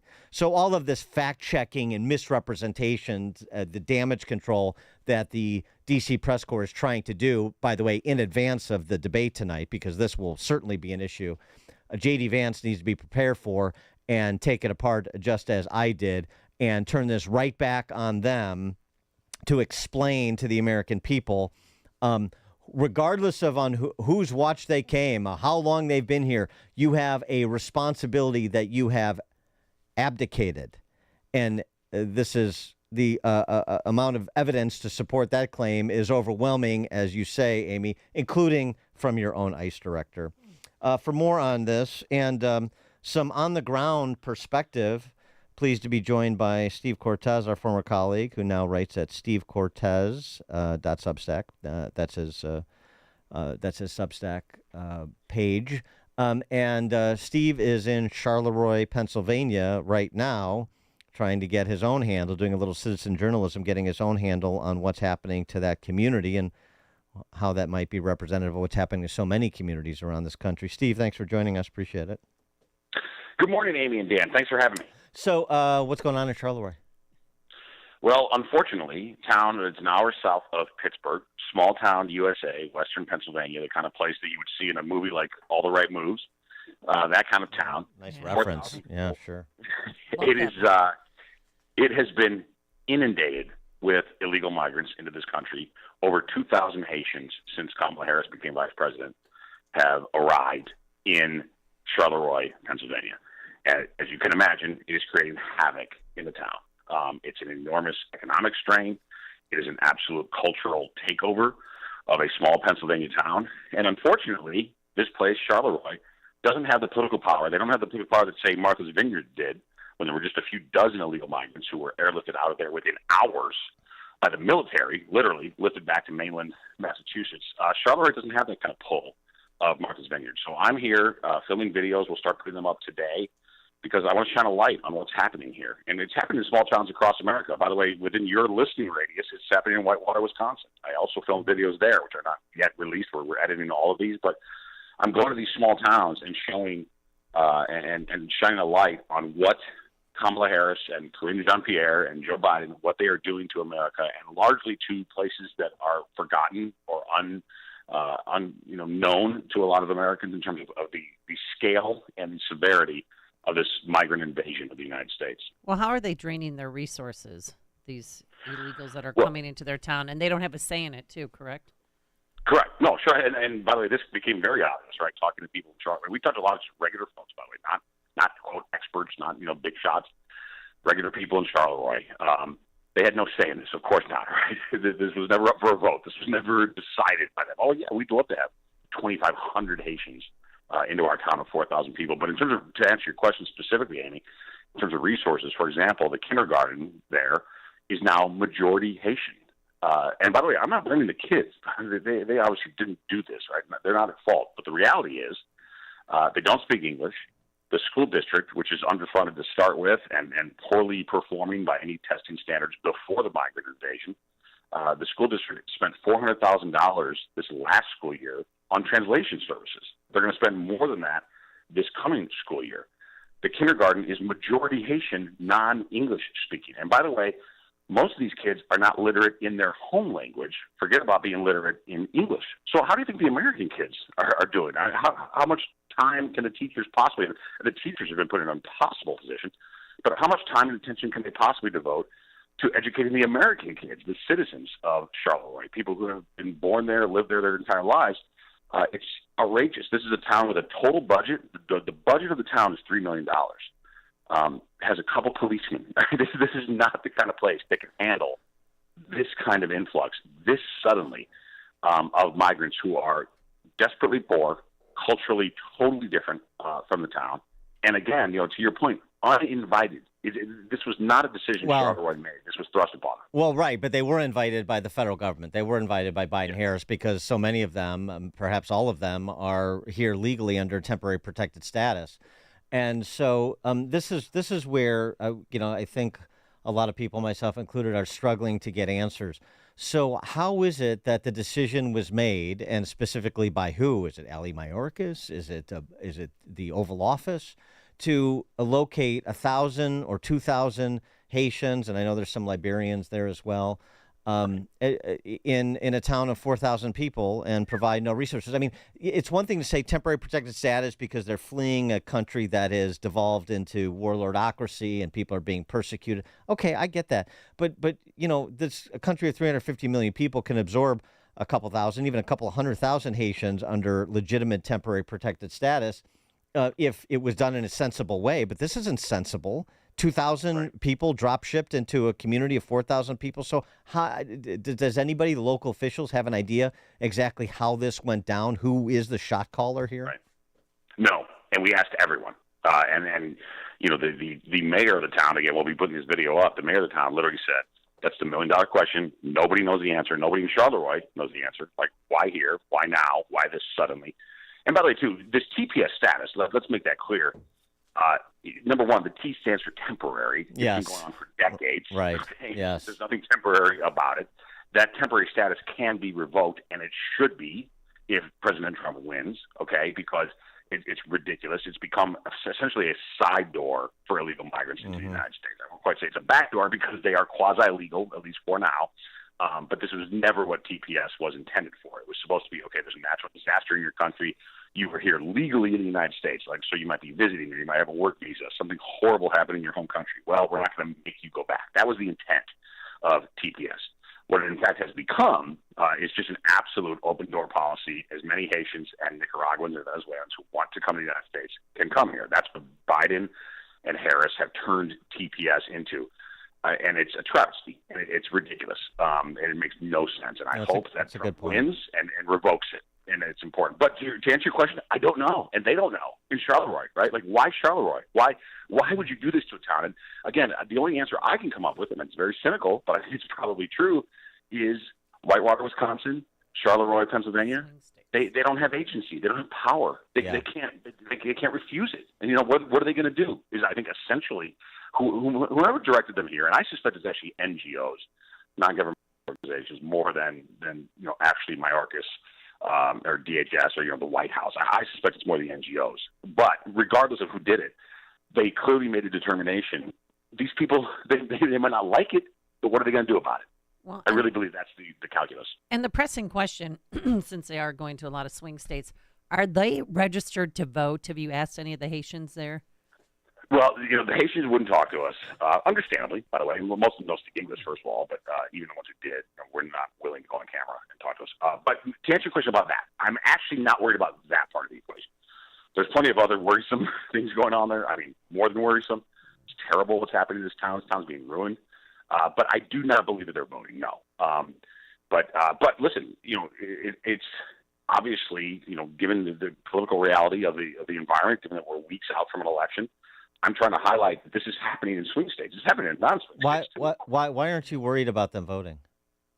Well, by all indications, they're not registered. They're not registering to vote. I think that the Haitians in general, I believe. And by the way, I'm not demonizing the Haitians. No, neither am I. I mean, it's not even about. I mean, we could talk. We could have the same conversation. I mean, I would just say that because we've seen some, oversight project and Border 911 that have done some sort of citizen journalism like you're doing, and they've talked to migrants in places like Maricopa County who say they are registered and they are voting. Now, that may not be true, but I mean, it does raise the specter of the issue. Of course. Well, listen, I'm not saying it's a non-issue. I'm just saying. I didn't uncover evidence of that. Yeah, okay. I think they're kind of scared enough. I think they can't believe that they're here. Honestly, yeah, you know what I mean? And I don't think they're willing to take that extra step. Well, yeah, exactly. I don't think they're going to take that extra step of voting. But it's clearly, it's an issue. You raise a good question. I don't have the answers to that. Well, what I do know is this town has been. No, they can work, legally because again, they're legal. in the United States, And right? so is that part of it too? I mean, in addition to talking about NGOs, should we be talking about I don't know, major employers in the area that are sponsoring them to work? Is this part of the conversation too? Is some manufacturer wants cheap labor, for example? 100%, Dan, and that's the thing. So, Charleroi is not an important town, but of course there's some important people there, right? Particularly people who want cheap labor. And that's the reality, is the ruling class in this country, the ruling class of American citizens, do benefit from this constant flow of, practically free labor. And by the way, one of the reasons that they're willing to work so cheaply, realize this, is because we're paying so many of their costs. And a lot of this goes through the NGOs. Yeah. But we're paying their rent. We're paying their phones. Okay. If your costs are paid for, you don't have to make $20 an hour. Right. You're willing to, sure, I'll take 10 an hour compared to Haiti. It's fantastic. Right. And that's the reality. And also, I've seen some reporting that, and we've heard from actual Charleroi residents, that the town, the original townspeople, pre the invitation for these migrants to resettle there, they're moving out. They're leaving. Right. Correct. So we interviewed somebody from the town council last night. He's lived there his entire life. And again, we'll be putting this up, online so folks can see it. But it was really sad. He got pretty emotional telling us that his entire block, everyone's moving, all for sale signs. And you can't blame them. I mean, do you want to stay? Right? Do you want to stay in a place where, if you have children or grandchildren, they're going to go to a school where most of the kids don't speak English? I mean, does that make sense? Right. But is crime up, and is their car insurance premiums, have they gone up because of accidents similar to what happened in Ohio? The driving issue is huge, and I heard this both in Whitewater and in Charleroi. The driving issue is really big. Number one, nobody knows how to get licenses. I asked the mayor. I said, "Well, how do I get licenses?" He said, "I don't know." He said, "What I've been told is if they go to the DMV and they show just literally a piece of paper showing that they had a driver's license in Haiti, they get driver's licenses. They drive terribly. This was true of the Nicaraguans in Whitewater and the Haitians in Charleroi. They don't know how to drive. They don't know how they're affording cars, by the way, because like house affordability is at a crisis in this country. But regardless, somehow they get cars. They crash like crazy, cause all kinds of problems, and uninsured. And then it's up to the Americans to just deal with it. It's up to the town people to deal with the calamity of incredibly dangerous roads. So it's just, on all levels, it's horrible. Steve Cortez coming to us from Charleroi, Pennsylvania. Steve, we look forward to your posts documenting all the things that you've been discussing. Very interesting. I can follow Steve at Steve Cortez. That's his Substack, Steve Cortez, Substack.com. Steve, thanks as always. Appreciate it. You bet. Thanks, guys. Appreciate it. Thank you. And he joined us on our turnkey.pro answer line. Before you see it on TV, share it on Facebook, or read about it in the paper, hear it here first. This is Chicago's Morning Answer on AM 560. The Answer. From breaking news and weather across the country to insight from the brightest minds in conservative opinion, it's Salem News Channel. Home to the biggest shows on TV, like Dennis Prager weekdays at noon Eastern, followed by Jay and Jordan Sekulow at 2. Join SNC, where facts are sacred, critical thinking is celebrated, and the pursuit of truth is unwavering. Watch Salem News Channel free now on Xumo Play. Learn more at snc.tv/Xumo.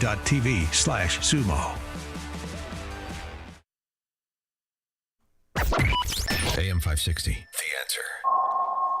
That sound means it's time for In-Depth History with Frank, the history teacher from Arlington Heights, because there's nothing new in this world, just the history we don't know, and Frank does. Take it away, Frank. Good morning. Born in 354 A.D., Augustine of Hippo, raised to be a Christian, strayed into heresy and a life of debauchery in his youth. Yet he struggled spiritually. So one day in Milan, in a garden, he cried out Psalm 13, "How long, Lord?" Right after that, he heard little children beyond the wall shouting, "Tolle legi, tolle legi," or "Take up and read." This moment became a religious experience for Augustine, and through his earliest readings, he was convinced to discard his licentious ways and lead a life of devotion to his faith, producing great works, including Confessions and City of God, along with helping set up the doctrines of the early church. Donald Trump, no saint during his youth, at some point had an epiphany similar to Augustine's and decided, at tremendous personal expense, to take up and lead MAGA, the greatest of populist movements. If reelected, hopefully he remains on the pro-life track he has been on. He must indeed know that no civilization has ever aborted its way to greatness. Now, after Augustine's concubine departed, a Deodatus, or gift from God, was the teen son, left for him and his mother Monica to raise. Very intelligent, he joined his father in his conversion and even helped with confessions. He died at age 18, but as short as his life was, Deodatus lived, and it mattered. And this idea is most magnificently portrayed in the 1972 film Poseidon Adventure, when the character Belle Rosen, the older former swimming champion who saved Reverend Scott, played by Gene Hackman, said right before her heroic death, "Please give this to Manny, to give to our grandson for both of us. You see, it's the symbol for life, and life always matters very much." Very good, Frank. Love the Poseidon reference, not to mention, I always thought Trump was like Augustine of Hippo. I don't know why more people don't pick up on that. Great job as always, Frank. Thank you. 7 a.m. WIND.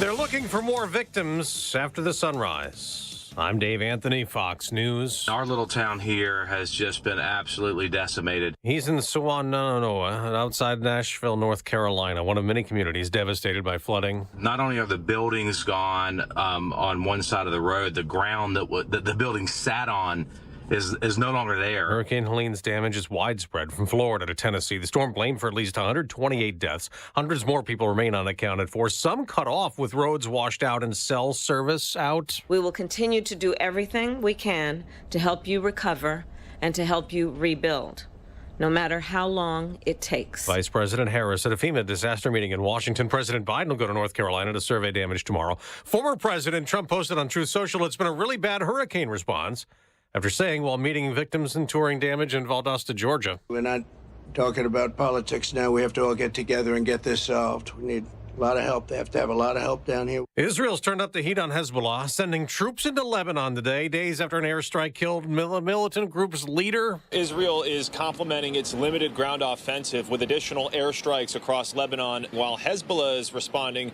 with a constant wave of rockets into northern and central Israel. Fox's Nate Foy in Tel Aviv. There's a big strike that could affect the economy. About 50,000 dock workers walked off their jobs after midnight at ports from Maine to Texas. We are fighting for our families, and we are fighting for the rights so that we have a right to get a piece of that money that they got so much of. International Longshoremen's Union President Harold Daggett, a baseball legend who went from famous to infamous, has died. Pete Rose. He's the all-time Major League hits leader.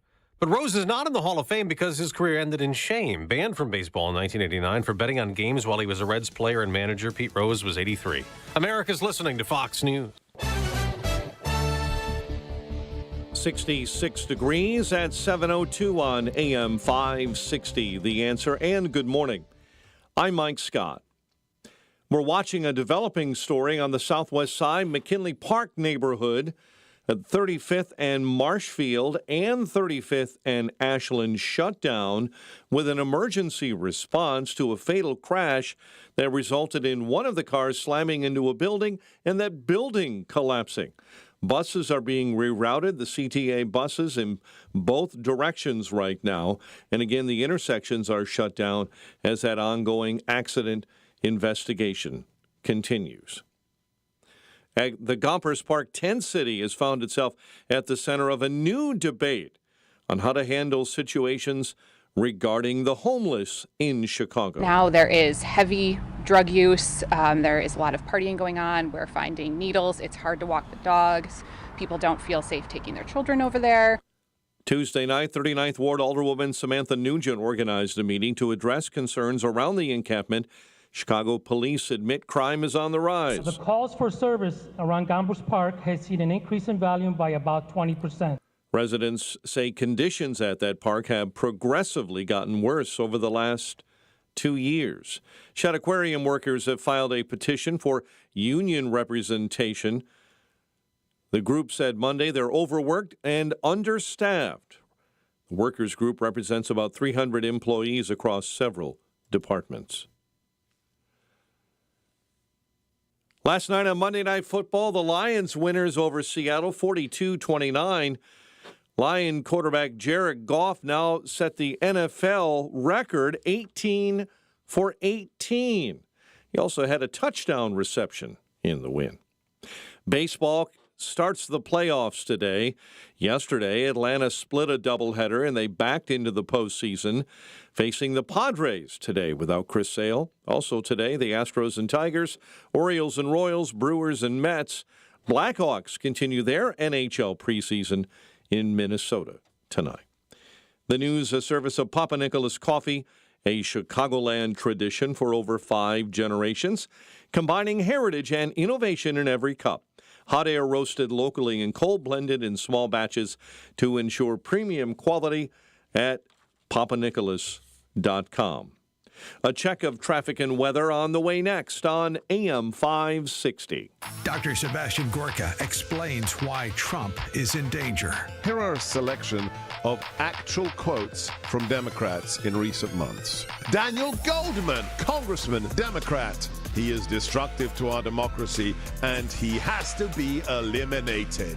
He needs protection from professionals and he needs it now. America First with Dr. Sebastian Gorka. Afternoons at 3, right before Sean Thompson at 4 on AM 560.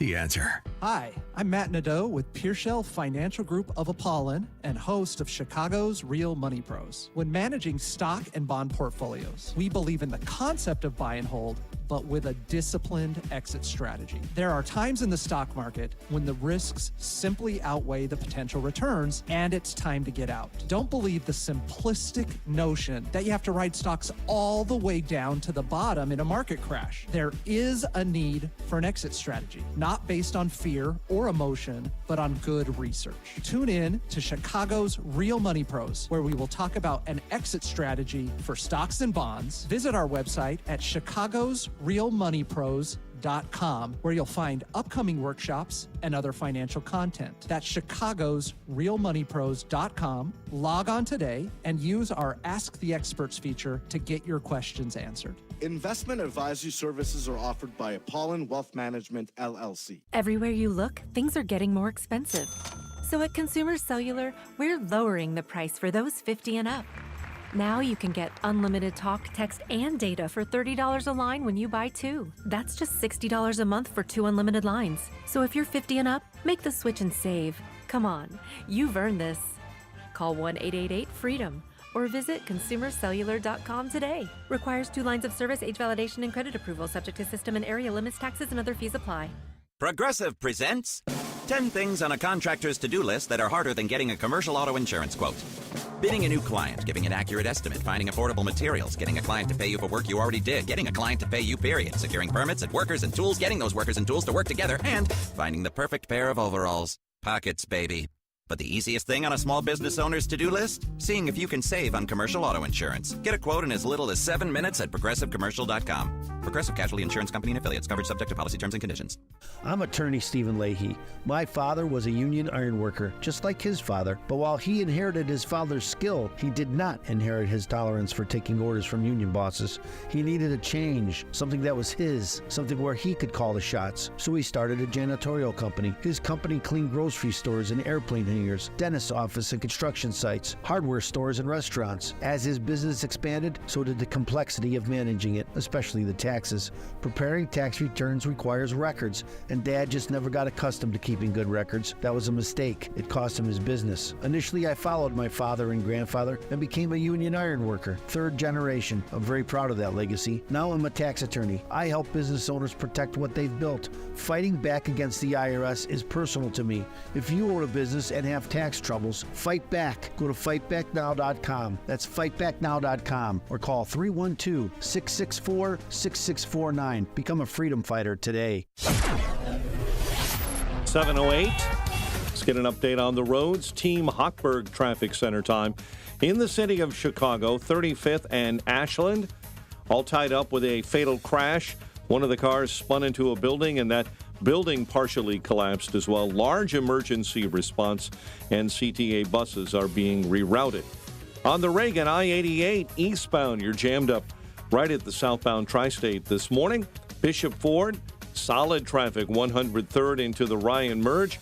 Ryan itself at 30 minutes, 95th into the Circle. Chicago's Morning Answer with Dan and Amy continues next. AM 560 Weather Center forecast with Steve Williams. Partly sunny, not as warm. It'll be a windy day. High today 70. Partly cloudy, cool night tonight, low 47. Sunshine, a very nice day tomorrow, the high 73. Sun and clouds, a warm day on Thursday. High Thursday at 80. I'm Steve Williams on AM 560, The Answer. 65 at O'Hare. Next news, 7:30. Chicago's Morning Answer continues next on AM 560, The Answer. Now, from the Signature Bank Studios. This is Chicago's Morning Answer with Dan Proft and Amy Jacobson on AM 560. The Answer.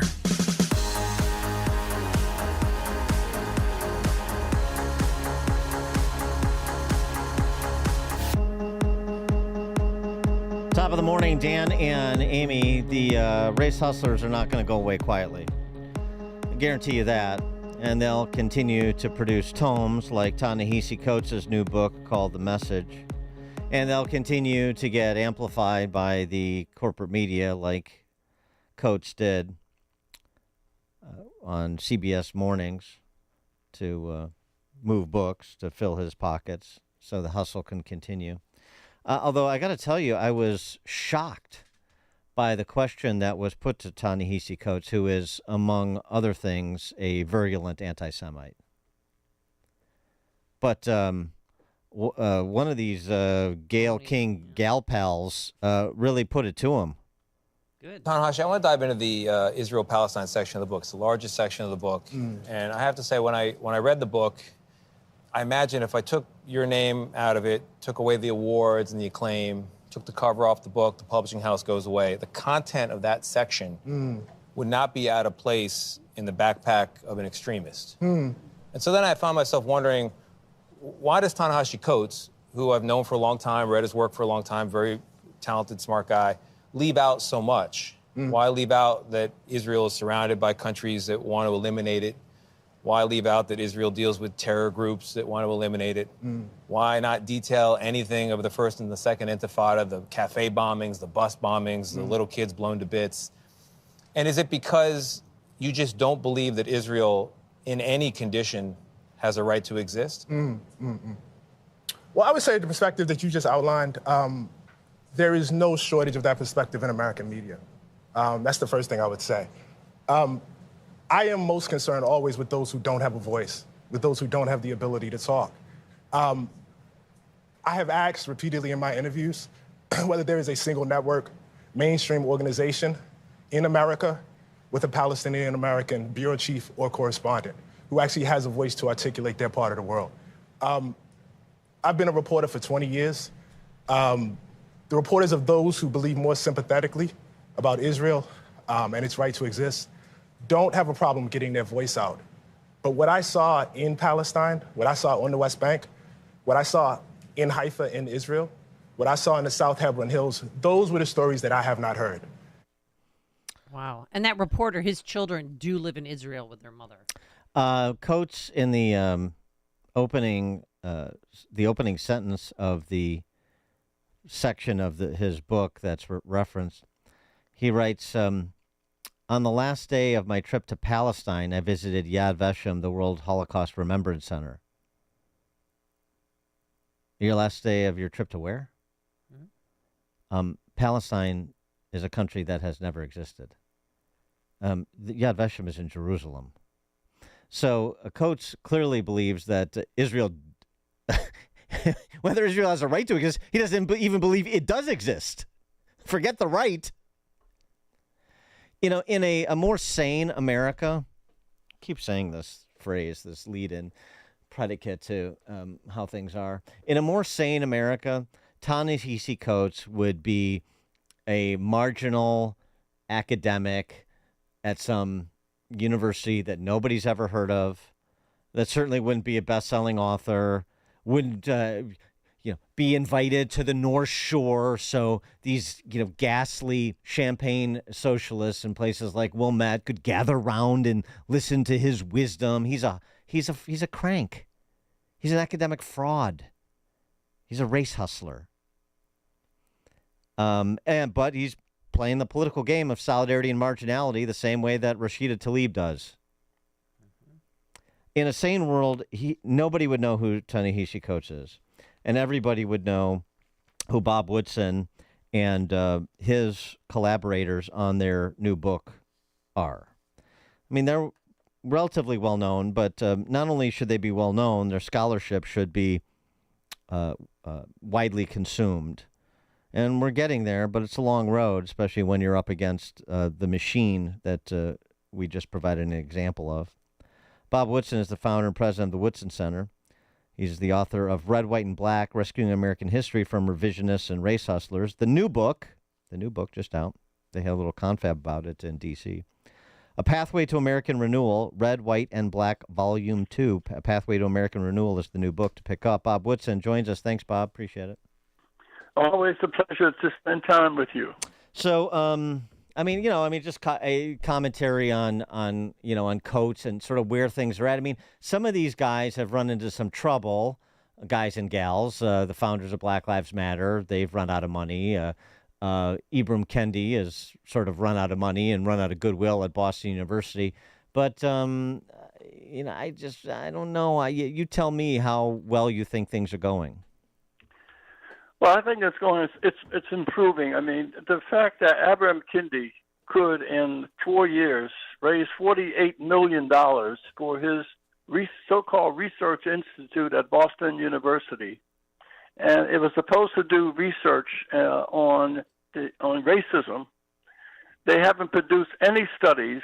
His brother-in-law was able to borrow $500,000 to put down on the luxury apartment building that he's purchased in Boston, but nothing has been produced yet. It hasn't produced the kind of scandal that it deserves to be. This is a major scandal, but there's just silence.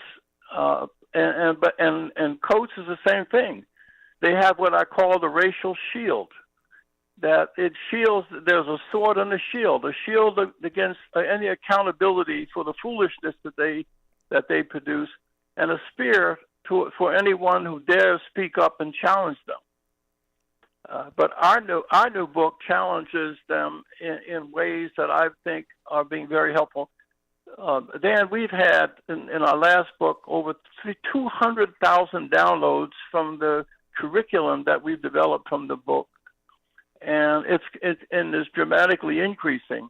On this book, Pathways to American Renewal, we have not only scholars but activists who are also in the business of implementing these principles and restoring communities and redeeming individuals based upon the founders of the founding principles of this nation. So we hope this will be well read as well. How are you getting into the schools and getting to the activists to press this? How do you guys get treated? Because I don't see people coming at Bob Woodson, not publicly at least, or Glenn Loury or Ian Rowe. When they can't come at you to sort of deplatform you, they just try to ignore you and hope you go away. And it seems like that's the approach that's generally taken. No, it is, but it's not working in one sense that the book sold out in the first 3 months. It sold out, and for the publishers did not expect a book of essays to sell out. Mm-hmm. But we have had downloads in every state. In fact, the school system in the People's Republic of Oregon have asked for and are using our curriculum. And like Oregon, that's a good example. So when you get into the school system there, I mean, is it then sort of just woven in and people actually start reading it and they see there's a lot of merit to what's being said, and so the controversy dissipates, that just becomes accepted? But also the fact that Johns Hopkins School of did a review of our curriculum and gave it 5 stars. Wow. So the state of New Hampshire now has adapted it as a part of its curriculum. We are been getting invitations to educational associations. In other words, we've had a lot of contact on parent groups, particularly parents groups that are challenging school boards around the country. We've done a number of webinars with groups who are seeking to control and take over their school boards, seeking ammunition for their argument. So it's being used by a variety of people who are fed up with the status quo and fed up with being woke. So we really think momentum is on our side. The fact that corporations are dismantling DEI, and the university, we work closely with the state of Utah, for instance, with the governor and the leadership. We brought 35 grassroots leaders together at the governor's office, and they have passed a law requiring civics be taught again, Western culture be taught, and DEI is gone. The money is going to be transferred to student services. So we're seeing cracks in the wall that I think are going to accelerate. What state are you focusing on next? Which state? Yeah. Is there a plan? Well, we're responding to requests from about 7 different states. I don't know the ones, but I do know Oregon, New Hampshire. In fact, on Black History Month, New Hampshire ran weekly, commercials on our curriculum. There's some really dramatic stories of American values in action. In Toledo, Ohio, for instance, there's a story about 3 black barbers who headed an organization, the Underground Railroad, and they had as participants 1,200 white farmers and 2 Native American Indian tribes in Toledo. And when the Fugitive Slave Act came in, their response was to help 50,000 slaves escape through the Underground Railroad. They didn't lose one person. So that's a very untold story of America's values at its finest. For parents and parent groups that are interested, can you give us sort of a general characterization of the nature of this curriculum, what it does and doesn't do? What it does is it tells inspiring stories of blacks who achieved. Betsy Coleman, it talks about the first black flyer, how she was able to learn to fly and taught born a washerwoman in Alabama and went to France and learned to speak and write French and learned to fly and came back and started a flying school. Many of the Tuskegee Airmen knew how to fly before they went there, but they learned from Betsy Coleman. There are a lot of inspiring stories of blacks, for instance, who were born slaves who died millionaires. It tells the story of the Bronzeville section of Chicago in 1910, where there were 731 black-owned businesses, $100 million in real estate assets in Bronzeville alone. That was a kind of a Black Wall Street. Well, so there. In other words, we tell a lot of stories that challenges the myth that the problems that we're facing in the inner city today are the legacy of slavery and Jim Crow. That is just not true. It's a lie. And this book provides ample evidence that when whites were at their worst, blacks were at their best. Only in America could someone be born a slave and die a millionaire. And there are 20 to 25 that we have documented who were born a slave, died a millionaire, and used their fortunes to assist others. Even whites who were struggling were helped by some of these black millionaires. And give us a sense, too, of the broad scope of the academics and doers that are contributors to this book of essays, as you mentioned, The Pathway to American Renewal. Well, we have Dr. Glenn Loury is one of our, and Shelby Steele, John Sibley Butler, University of Texas in Austin, probably the most learned scholar in the area of history of blacks in business. And Janice Rogers Brown, Justice, she's a contributor.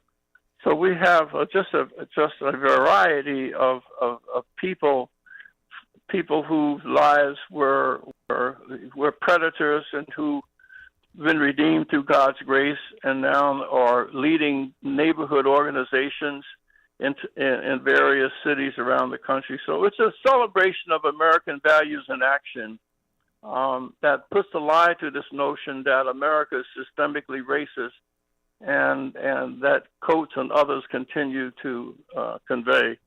It's very uplifting that people are inspired. Joshua Mitchell from Georgetown University is one of our contributors. So we just have, we're very excited about the book Pathways to American Renewal, Red, White, and Black. Bob Woodson is the founder and president of the Woodson Center. Again, the book, pick it up, A Path to American Renewal, Red, White, and Black, Volume 2. And while you're at it, you can also pick up Red, White, and Black, Rescuing American History from Revisionists and Race Hustlers. That's sort of Volume 1. But Volume 2, Pathway to American Renewal. Bob Woodson, thank you so much for joining us, as always. Appreciate it. And thank you, Dan. Thank you, too. And he joined us on our turnkey.pro answer line. Connect with Dan and Amy on the AM 560 The Answer mobile app. Just text the word app to 64636 to download the app today. We know what a woman is. And at Natural Womanhood, we believe that a woman's fertility is beautiful, powerful, and healthy, not something to be controlled or destroyed by doctors and big pharma. Women deserve better. Women deserve to know and claim the uniqueness of their natural female bodies. Women deserve access to authentic, holistic, and restorative reproductive health solutions. Women deserve to know they have real solutions beyond birth control for treating menstrual cycles issues or for family planning. Options without harmful side effects. Natural Womanhood produces high-quality, informative articles, podcasts, and videos to empower women to know and love their bodies. Find evidence-based information about birth control issues and alternatives, cycle issues like endometriosis, infertility, IVF, and more. Break free from big pharma, get healthier, learn how to work with your doctor to diagnose and treat cycle issues, or learn how to start conversations with resources from Natural Womanhood. Access the latest articles and podcasts, or even get a free consultation at naturalwomanhood.org. Visit naturalwomanhood.org today. Great text. How many Chicagoans have gotten speeding tickets on Bessie Coleman Drive and have no idea who she was? I'm one. Exactly. Again, the history we don't know that gives lie to the politics of today. Bessie Coleman, this incredible pilot, as Bob Woodson was describing. The stories that we don't know, the iconic people who have some stuff named after them, but nobody knows because you're not told the story of Bessie Coleman and CPS. It's really something, and this is the value of Bob Woodson and his team. And the book, A Pathway to American Renewal, Red, White, and Black, Volume 2. Pick it up and go on Amazon. All right, you wake up with some aches and pains. Is it constant? Is it an everyday occurrence? Well, you don't have to live like this. And if you don't have money or the time to get surgery, you don't want to take vacation time to recover from an operation that may or may not work, then call our very good friends at QC Kinetics. You have nothing to lose. This is regenerative medicine. This is about using your own body's properties to heal. They'll walk you through the whole process. They'll explain it better than I can or anybody on the radio because they're the professionals. And it's a free consultation. So here's the deal. This is a number you're going to call. They have Saturday appointments available. They have new locations in Crystal Lake and Gurnee. The number to call is 312-809-5955. That's 312-809-5955. 312-809-5955. Learn more about regenerative medicine. They're under the leadership of Dr. Mitchell Scheinkupp, and he's a former orthopedic surgeon, and he's a pioneer in clinical regenerative medicine. So be with the best. Be with QC Kinetics. 312-809-5955. Signature Bank is Chicago's fastest growing independently owned business bank. Your business and your money are in good hands with Signature Bank. I'm Dan Proft, and I know this because Signature Bank is my business bank. Hi, I'm Jason Zenger, owner of Zenger's Industrial Supply and host of the Making Chips podcast, and a proud customer of Signature Bank. Through rapid growth, acquisitions of competitors, and taking over from the previous generation, Signature Bank was there with us every step of the way. Recently, the team introduced us to FinRails AP, their proprietary system for accounts payable automation. Not only did FinRail's AP help us to reduce costs and create efficiencies, but it also helped minimize fraud risk. Now, our company can invest time into what we do best, supplying industrial products, metalworking tooling, contractor tools, and safety supplies to those who make, build, and create great things for our country. Signature Bank helps local businesses succeed. Let Signature Bank turn your business vision into reality. Visit signaturebank.bank. Member FDIC, Equal Housing Lender. All right, can't wait to do it. Might even do it earlier today, and that's take Balance of Nature. Why? Any fruits and vegetables? Did you have any yesterday? Or maybe you just had a salad? That's still not enough. You need your daily supply of fruits and veggies, and I like to take 6 capsules a day. With that, you're getting 10 servings of 31 different fruits and vegetables. 6 capsules a day provides your body, your heart, and your mind with those 31 different whole fruits and vegetables. You're going to love it, and your body, mind, and heart will thank you for it. I've been taking it for more than 10 years. Balance of Nature, a proud sponsor and supporter of this radio station for 10 years. So do it. Be one of the cool kids. Get your fruits and veggie supplements today.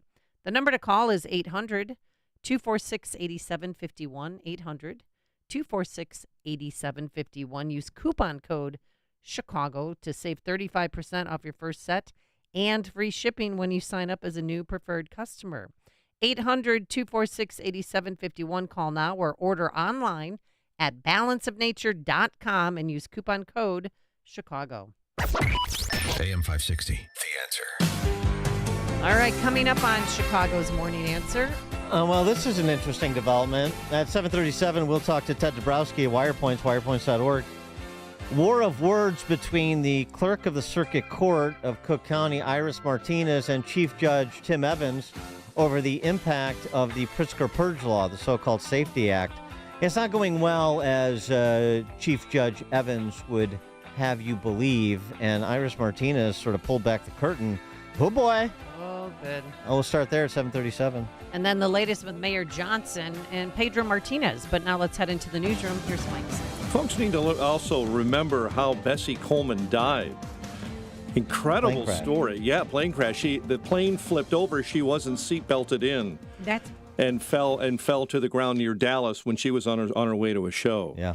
Incredible story. And Ida B. Wells was her mistress of ceremonies at her funeral here in Chicago as well. 7:31 on AM 560, The Answer. Western North Carolina and Eastern Tennessee reeling from the aftermath of Hurricane Helene. Officials in Tennessee say more than 100 remain unaccounted for. 40 were killed in North Carolina alone. Strike by dock workers at 14 ports across the country could end up costing the U.S. economy billions of dollars a day. This after talks stalled between the Maritime Alliance and the International Longshoremen's Association. Their president, Harold Daggett. We don't ever want to see an automation pier put over here in the United States. If a strike were deemed a danger to the economy, President Biden could seek a court order for a 80-day cooling off period under the 1947 Taft-Hartley Act. It would suspend the strike, but the president has said he does not plan to get involved.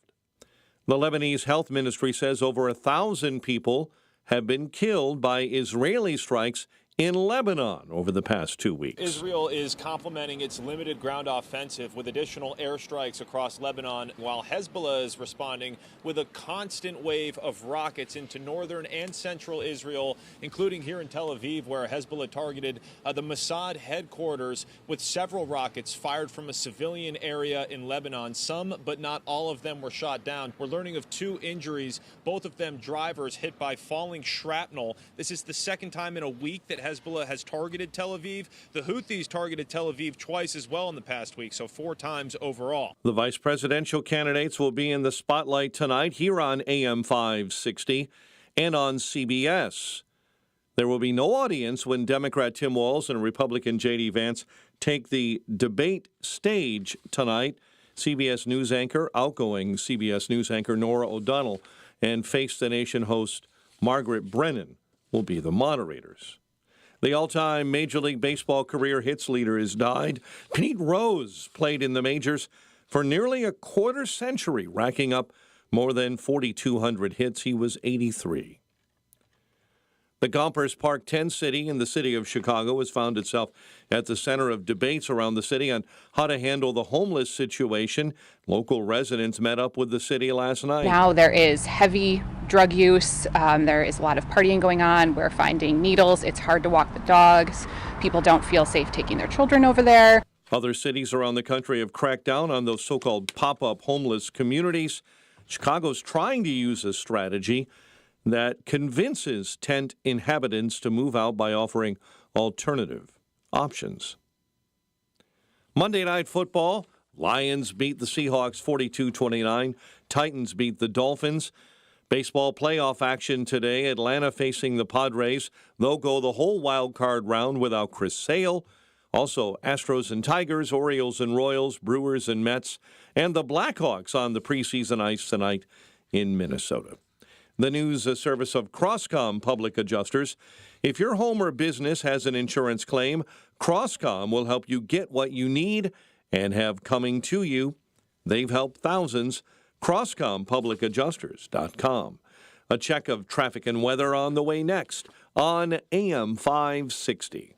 Dennis Prager might have figured out the left-wing agenda. There is a reason that the left-wing elites want vast numbers of people, legally or illegally, since it's clear that at a given number, you cease to be the country that you were. But that might well be the left-wing agenda. The Dennis Prager Show. Weekdays at 11, right before Charlie Kirk at 1 on AM 560. The Answer.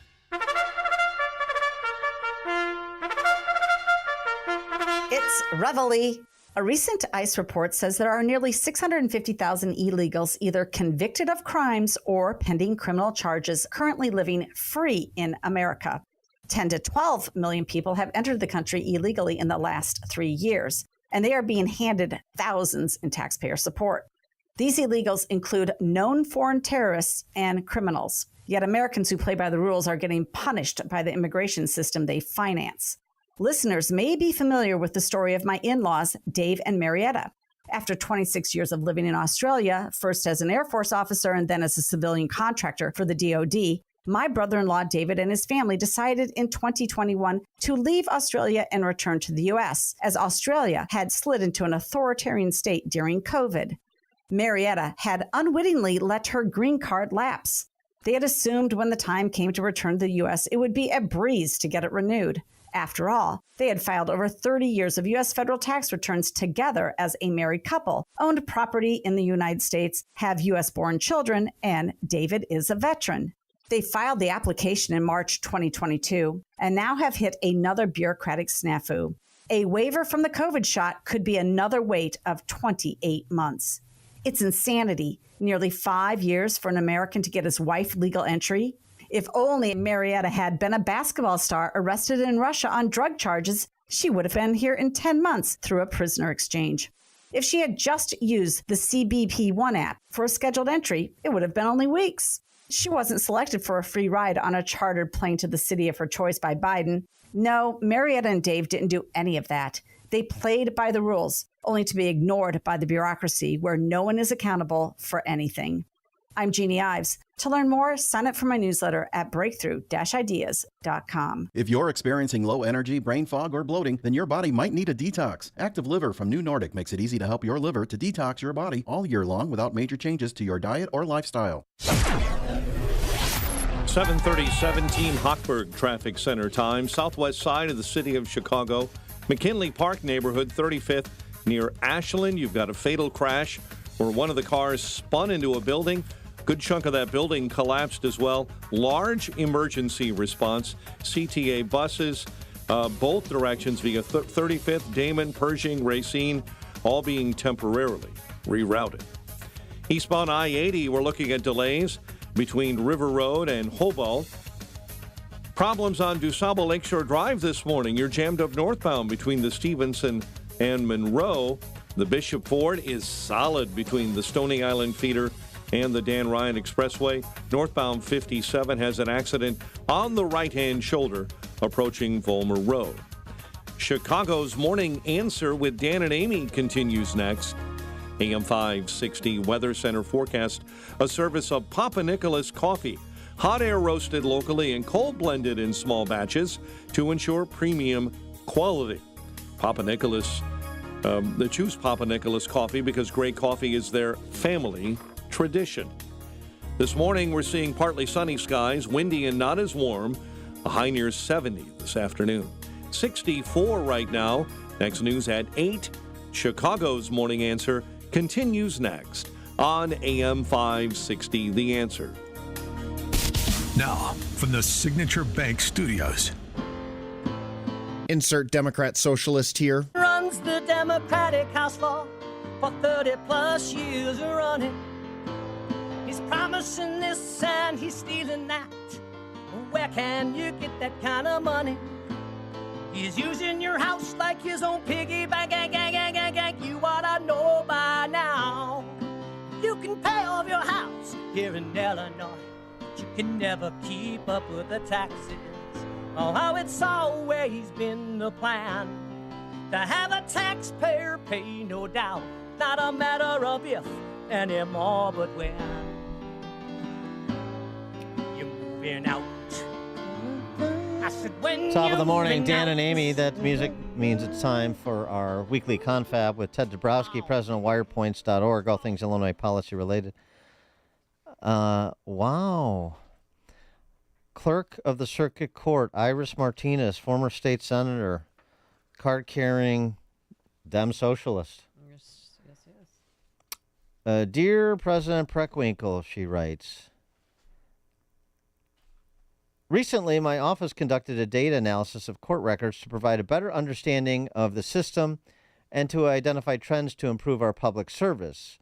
The data analysis was on the Pretrial Fairness Act, or the Pritzker Purge Law, or the Safety Act, the no cash bail system change in Illinois. The results of this, her words, Iris Martinez, the results of this data analysis were disconcerting. I believe they require immediate attention by stakeholders. She goes on to document the top line. This is sort of ice level starkness here. The Chief Judge's PFA dashboard, Pretrial Fairness Act, PFA dashboard, includes information on failure to appear warrants, which they estimate to occur in 12% of cases as of August 31st. That's not inconsequential, 12% of cases, by the way. But nonetheless, she goes on, there are also 31,393 warrants for felony charges in Cook County. This is the current number after the stakeholders' efforts to quash and dispose of tens of thousands of felony warrants over the past few years. However, due to the PFA's warrant reform measures, most defendants who fail to appear in court now receive notices to appear, which are postcards sent via the mail notifying them of their failure to appear and providing a subsequent court date. Considering these charges, our analysis included comprehensive data for warrants and notices to appear and concluded there has been a failure to appear by a defendant in 67,416 cases out of 90,872 cases, or 74%, using the methodology of the Pretrial Fairness Act dashboard, calculated between September 18th of last year and September 4th of this year. Failure to appear in 12% of cases? No. Failure to appear in 74% of cases, according to the clerk of the Circuit Court of Cook County. Failure to appear. She writes, Cook County leaders must recognize the financial and human impacts that 67,416 failures to appear to court have on case processing, staffing, victims, witness cooperation, and our law enforcement partners. Yeah. Evans responds to her email, or her letter to Preckwinkle, saying that I stand by my data and you didn't give us your data sets and so on and so forth. Martinez responds to Evans' response. The study analyzed data sets extracted directly from the clerk of the Circuit Court's case management system, which is the official court record, and rigorously validated our findings to ensure their accuracy. She also noted, Regarding allegations that my letter was politically motivated, allegations made by Tim Evans. Regarding allegations that my letter was politically motivated, I must remind you that my perspective on the matter is deeply personal. My family has been directly affected by the consequences of systemic failures. My niece, a mother of 5 children, was tragically murdered by an individual who had 8 prior felony convictions and an active felony warrant. It is with this profound loss in mind that I approach these issues. Oh, Iris Martinez, the Democrat, has been mugged by reality. I mean, I'm not minimizing the death in her family. That's horrible.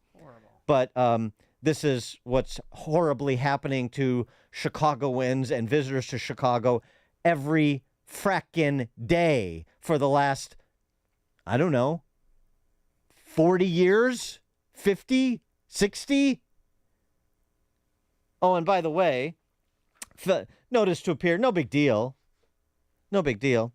Cook County judge rejected a prosecution request to keep a man in jail as a public safety risk for allegedly shooting at an occupied car while Chicago police officers looked on. Judge William Fahey denied the state's detention petition for this 23-year-old, instead sending him home with a nighttime curfew. That'll teach him. That'll learn him good. Nighttime curfew for you, young man. Oh, boy. It's 10 o'clock. Do you know where your kids are? He opened fire on a car with a rifle. In front of police. He bolted from his Infiniti Q50. Oh, must have bought that with caddy money. With his rifle in hand. Then he ignored officers' commands, threw the gun, and he fled. And officers arrested him nearby after he fell down while fleeing. So that guy now is on nighttime curfew. And if he doesn't show up, he becomes another statistic. What do you think he's going to do? Wow. Dissension in the ranks in Cook County may be an opening for sanity. Ted Dabrowski joins us. Thanks, Ted. Appreciate it. Good morning, Dan. Good morning, Amy. We're always looking for any openings for sanity because we seem to have very little of it these days. How about that? Iris Martinez breaking ranks. That is an interesting development, and I don't think people are surprised, and probably most will give it a shoulder shrug as the Chicago Press Corps tries to tap this down. We don't want this sort of public fighting. It looks bad for this, sort of fortress Chicago political class that we have here. But I mean, 74% of defendants failing to appear. That's something I think the public can understand. Well, if it's true, it's a killer, right? For this whole, everything's fine with no bail and all that, and we don't have to worry about these criminals. It's a real killer. Now the question is going to be for me. Pun intended. I saw that and I'm like, holy cow, is that true? And it's really hard on these kind of issues where the data is sitting in court somewhere, and it's not very public. And so it's a challenge for us, and we're trying to think about how to get down there, and spend the man hours to figure that out, because this is one of those things that the public deserves to know. And we've been writing a lot about it's the victims, and yet the ruling class doesn't care about the victims; they care more about the criminals. So well, I mean, Iris Martinez she's putting a huge marker down here. So I mean, the data sets and the data analysis that she says they did that better check out, and she should be transparent about it and let whoever wants to try to replicate her results do so to ensure that they're accurate, because maybe, I don't know, maybe this will at least wake a few more people up who are otherwise dead from the neck up. Yeah, and it's good to see. I hope she's right. I don't mean I hope she's right, but I hope she's been good at her analysis and all that, because we've seen over and over again that these experts, the people who control the data, either don't tell the truth, or they hide the truth, or they frankly put out false things. And yeah, so, like Tim Evans. Right. Well, yeah. I mean, they have no incentive and no intention to tell the truth on these things, because it's their policies, and they've wanted to do this for a long time. And of course, Tim Evans has been doing this for more than almost a decade now in terms of no bail or low bail. And we see, what's funny is we see the continued results in Chicago. I mean, you can't lead the country in murders for 13 years in a row unless you're really screwing up over and over and over again. And that's what we continue to do. I wanted to ask you about the little riff between Mayor Johnson and CEO of CPS, Pedro Martinez. Yesterday, Mayor Johnson said, no, I didn't tell him to resign. I didn't ask anybody to do anything. The only thing that I'm requiring in this moment is leadership that's prepared to invest in our children. And what they want is $300 million loan to fund teachers' salaries right away. Yeah, well, they want to borrow because we wrote about that this morning, that these governments are all in a mess now. The free COVID money is gone, and now every single government is now trying to. Well, we're back to where we were in 2019, basically, where the real situation is showing up, where there's cracks all over the place, and they don't have a plan of how to fill them. And in this case, Stacey Davis Gates wants $1.1 billion for CPS. She wants the state to fund that. She wants state taxpayers to give that money up. Johnson is trying to figure out how to get $300 million just to plug the hole for this year.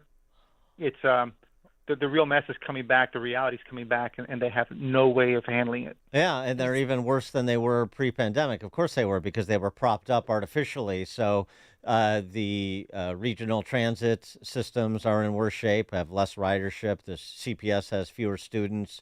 The whole thing is a house of cards. And so here come the tax increases, right? Well, yeah, what's fascinating is, if you take a look at Illinois, they're raising, now these are just big numbers, right? But Illinois as a state has $14 billion more dollars than it did 5 years ago. That's 50% more, $14 billion. And yet, Pritzker still had to hike taxes by $1 billion this year. Because he's spending record amounts of money. Instead of taking all that extra money that came in through COVID, that just ballooned income taxes and tax revenues and sales tax revenues, instead of saving it, putting it aside so he wouldn't have to raise taxes, he spent it all and then had to come back and raise $1 billion. And it's the same thing for City of Chicago. It has $6 billion more than it did in 2019. Back in 2019, the city had a $10.6 billion budget. Now it's $16.7 billion. So you're talking about a $6 billion increase. And yet we're out of money again. What happened? Where'd it go? Nobody wants to ask that question. The tax increases, I mean, I assume that's just making the wealthy pay their fair share. I'm providing middle-income families tax relief, right? Well, yeah, right. Well, that's what people need to start being aware of. You got this, referendum on the ballot, 3% surcharge on rich people to lower property taxes. That's a non-binding referendum, but they're going to use that politically depending on how that comes out. Then you've got other tax hikes that you'll see. You'll see them proposed by, as I mentioned before, the corporate elite. They're going to make sure that they're fixing Illinois when in fact all they're doing is raising taxes and chasing more people out. So here it comes. So not to mention what's been happening on property taxes all along, because those things are going up automatically everywhere. Right. So property taxes will continue to go up, meaning your home value will continue to go down. What else is? I mean, the sanction to move a millionaire tax income tax surcharge through the General Assembly next year with this referendum. What else should people be on the lookout for in terms of where the hands are coming for their pockets? Well, the other big fiscal cliff, and they're trying to do this, nationally.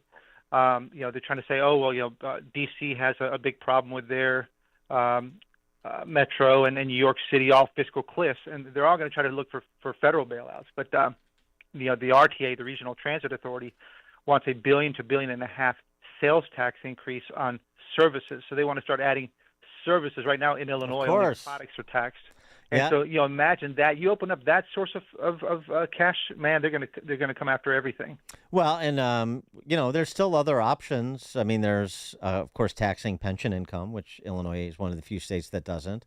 It may be means testing a tax of that sort as well. What about city tax? City income tax in Chicago. It was on his campaign list. I mean, and he seems to be checking things off. I mean, we're running out of places. We're running out of places to put video poker machines, so you're going to have to do more. Yeah, he would love to do a city income tax because that would solve all his problems. He just taxed the hell out of the people there. 3% for if you make $100,000 or more. Well, you got to have legislative approval for that, and that's the hard part. But when things get really tough in Chicago, I wouldn't be surprised to see the legislature just buckle on that. So of course, it's a possibility. That'll be the end of Chicago. Of course, you're not. I mean, you're not opposed to teachers, are you?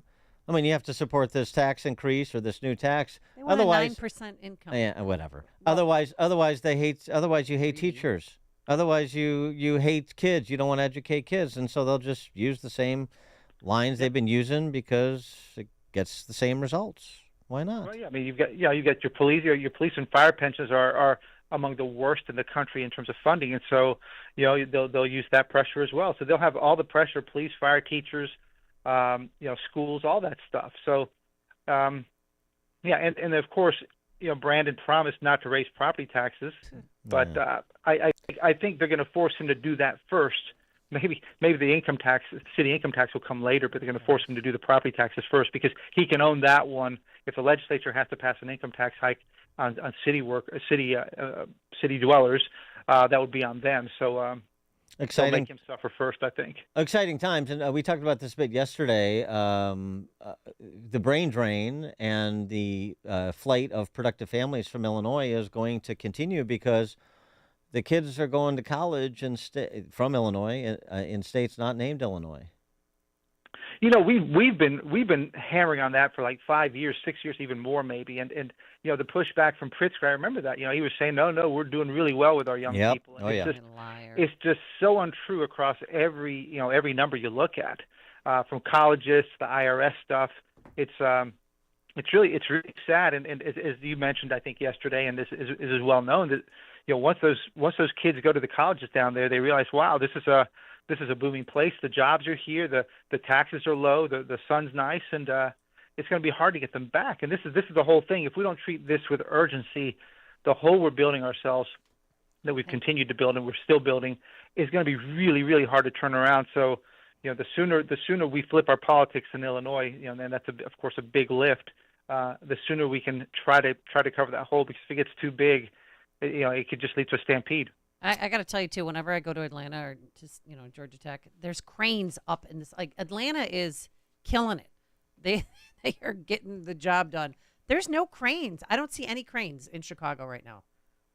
I mean, I've made it development and growth is at a standstill. Yeah, I've made it when I travel, I look for cranes, and it's amazing. I remember driving into Chicago. This was just a couple months ago, or whatever it was. I had to kind of look around and find between holes. I found a couple cranes. But yeah, I had a friend who went to Colorado, Denver, and he just said there's cranes everywhere. Really? You're mentioning the cranes in Atlanta. It's kind of a sign of growth, and I think we're lacking that, and that shows up in our population numbers, of course. Those cranes weren't building anything; they were crane jacked, and that was what you saw was an escape. Ted Dabrowski is president. WirePoints, wirepoints.org. All things Illinois policy related. Thanks, Ted. Thank you, guys. Thank you, and he joined us on our turnkey.pro answer line. Hear about the big stories of the day, then talk about them right here on Chicago's Morning Answer on AM 560. The Answer. Balance of Nature's fruits and veggies supplements, changing the world one life at a time. I'm a 70-year-old man. I'm not a young guy, and I'm an ex-athlete. Well, yeah, when I was taking it, I recognized that I was feeling better, you know what I'm saying? And just mentally, knowing is important also. I am a customer of you guys. I love your product. Love it, love it. Nothing but good things to say about your product. I love it. And as long as y'all are going to sell it, I'm going to take it as long as I can. Start your journey with Balance of Nature supplements. Call 1-800-246-8751 or go to balanceofnature.com and sign up as a new preferred customer. And for a limited time, get 35% off your first order with free shipping and our money-back guarantee. Go to balanceofnature.com or call 1-800-246-8751 and get this special offer by using discount code CHICAGO. For anyone with everyday aches and pains, I've got a question. What are you missing out on? Probably a lot. So let me tell you about Relief Factor. Relief Factor is a drug-free daily supplement that helps your body fight pain naturally. It doesn't just mask pain, it helps reduce or even eliminate it. In about 3 weeks, you'll discover what it's like to feel better. Go to relieffactor.com or call 1-800-4RELIEF and save on your first order. That's 1-800-4-RELIEF. Dinesh D'Souza's new movie, Vindicating Trump, exposes the real reason for the left's pathological hatred of Trump. Trump has beaten back every attack against him. I am your voice. We have one target. Let's look at everything. Campaign, his family. Isn't that election interference? It's not interference if we do it. And that scares them. Vindicating Trump in theaters nationwide. Now, get your tickets today at vindicatingtrump.com. Rated PG-13. May be inappropriate for children under 13. When was the last time your financial advisor looked at your tax return? The number one answer we get when we ask this question is never. I'm Matt Nadeau with Pearshell Financial Group of Apollon and host of Chicago's Real Money Pros. Blindly buying or selling an investment without knowing the tax consequences could cause you to trigger a lot of unnecessary taxes. It's always better to avoid a mistake than try to fix one. Make sure you're working with an advisor who understands tax planning and reviews your tax return regularly. Tune in to Chicago's Real Money Pros, where we talk about powerful tax reduction strategies and much more. Visit our website at chicagosrealmoneypros.com, where you can sign up for workshops and get your financial questions answered using the Ask the Experts form. Tune in to Chicago's Real Money Pros every weekend. Investment advisory services are offered by Apollon Wealth Management, LLC. AM 560, The Answer. All right, coming up on Chicago's Morning Answer. At 8:08, we'll talk to Dem pollster Brad Bannon about the state of the race from his perspective, as well as tonight's debate. That's 8:08. But now let's head into the newsroom. Here's Mike Scott. Investigating the death of Sierra Evans, the Gompers Park tent city has found itself at the center of debates around the city Tuesday night. Union leaders at over 150 Chicago area schools joining in a national walk-in yesterday. WIND Chicago News Time, 8 o'clock. Get out. I'm Dave Anthony, Fox News. That's what Israel's telling residents across the border in Lebanon, ordering evacuations. Overnight, Israeli forces launched ground incursions into southern Lebanon, going after Hezbollah positions along the border. My team and I were actually embedded with an Israeli commando unit as they crossed into Lebanon. Fox's Trey Yank is now back in Israel, reporting from Haifa. There are a number of places along the border the Israelis are looking to put new pressure on the Iran-backed group. Days after an Israeli strike killed the leader of Hezbollah, which says it is ready for a direct confrontation in Lebanon as the militants fire rockets into Israel. It's another day of misery for Hurricane Helene victims from Florida to the Carolinas. Fox Weather's Robert Ray reports from Asheville. There are so many communities in peril right now that have not been able to get communication because of the lack of cell phone service and power outages. It's not just Asheville that has been decimated and people going through these issues. Hundreds unaccounted for because they cannot communicate. The storm is blamed for at least 128 deaths. There are still more than 1 million power outages.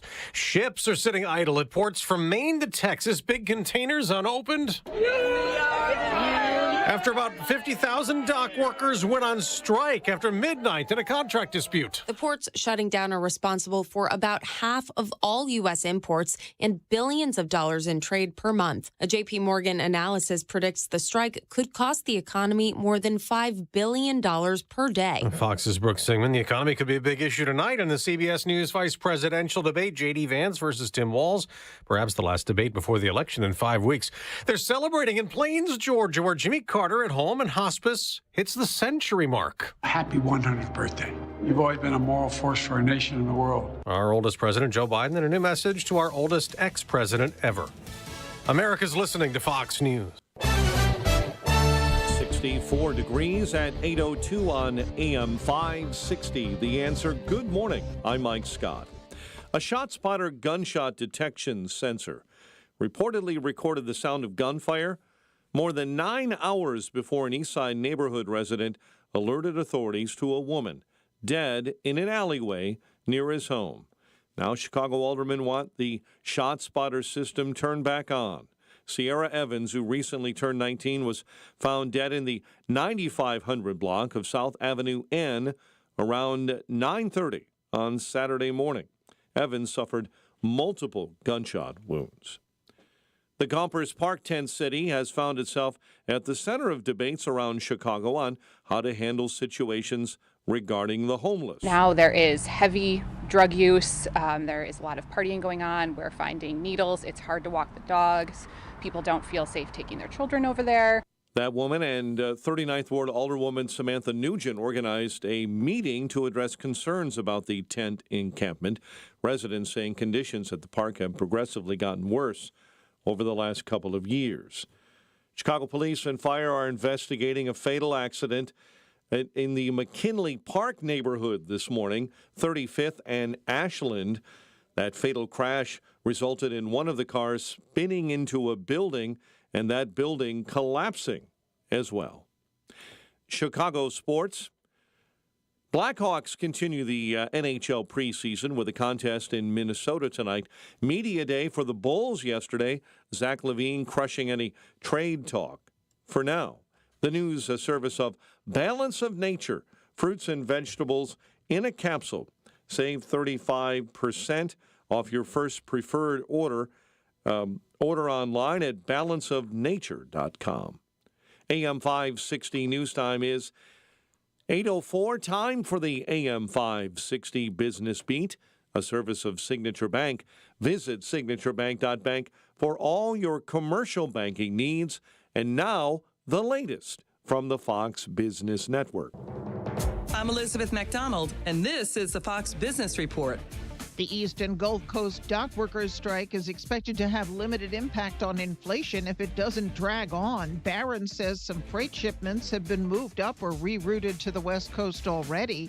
The New York Federal Reserve Supply Chain Pressure Index is close to its long-term average. That suggests there is capacity to handle the disruption.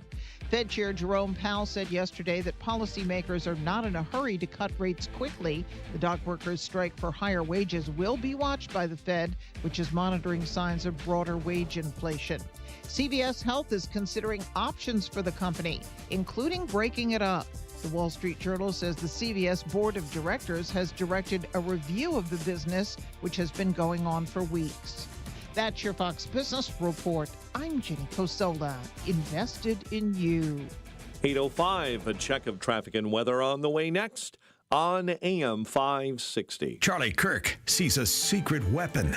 Donald Trump's secret weapon is not his rallies, it's not his base, it is the question of justice. What is just? And Donald Trump, in his own way, makes the argument that you, the citizen, should not have a lower standard of life so a foreigner can get freebies. The Charlie Kirk Show. Afternoons at 1, right before Sebastian Gorka at 3 on AM 560. The Answer. If you own or run a business and you listen to AM 560, you might not realize that the conservative programming that you enjoy is supported by advertisers. Our loyal listeners love to do business with the advertisers they hear every day on AM 560. Now, it probably won't surprise you that there are some businesses who avoid advertising with us because they don't like what we do here. And that's okay, because our audience wants to support businesses that support what we do and think like we think. We would love to have you join the list of successful companies who are already reaching new, like-minded customers. Most AM 560 advertisers have been here for years for one simple reason: they get results. Join our efforts to make a difference in the lives of our listeners who are passionate about supporting our great family of AM 560 advertisers. To learn more, just visit 560theanswer.com/advertise. That's 560theanswer.com/advertise. You know, I couldn't stop talking about it to my family and friends. My knees are my trouble spot. But for me to tell them now that I'm doing so much better, they were amazed, and I've been amazed. QC Kinetics Cellular Therapies. Yes, it is amazing how these non-surgical treatments deliver joint pain relief for patients like Dr. Eric Williams, a successful chiropractor. Each week, I just started noticing that I could sleep and not have pain. I could play pickleball. I could do a CrossFit exercise routine. QC Kinetics revitalizes your joints so you can move again, without the pain pills or invasive surgery. You know, I'm 60 years old and I want to stay competitive as long as I can. And QC has allowed me to do that. They did me right and really made a difference in my life. Book your free consultation with QC Kinetics today and experience the difference for yourself. I like to go, move, move, move. QC Kinetics. Call QC Kinetics, 312-809-5955. That's 312-809-5955. 312-809-5955. Everywhere you look, things are getting more expensive. So at Consumer Cellular, we're lowering the price for those 50 and up. Now you can get unlimited talk, text, and data for $30 a line when you buy 2. That's just $60 a month for 2 unlimited lines. So if you're 50 and up, make the switch and save. Come on, you've earned this.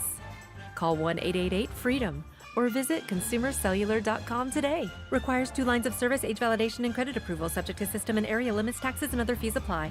Progressive presents 10 things on a contractor's to-do list that are harder than getting a commercial auto insurance quote.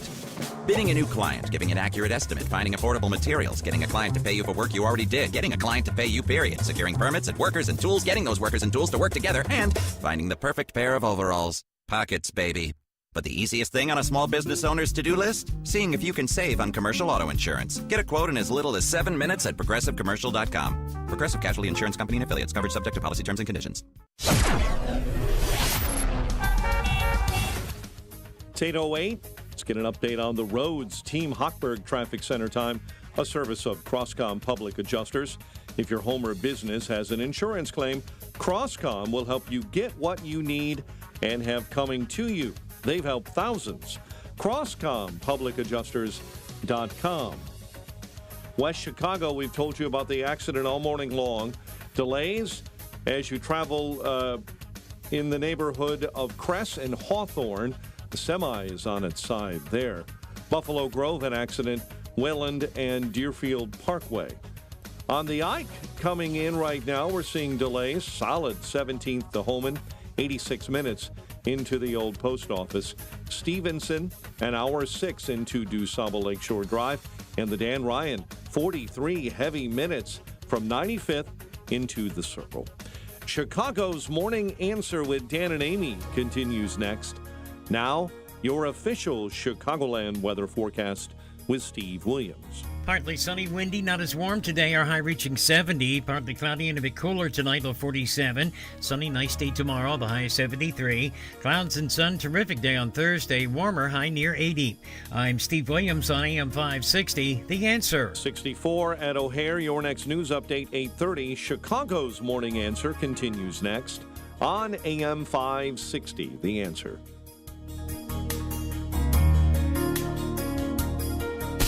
Now, from the Signature Bank Studios. This is Chicago's Morning Answer with Dan Proft and Amy Jacobson on AM 560. The Answer.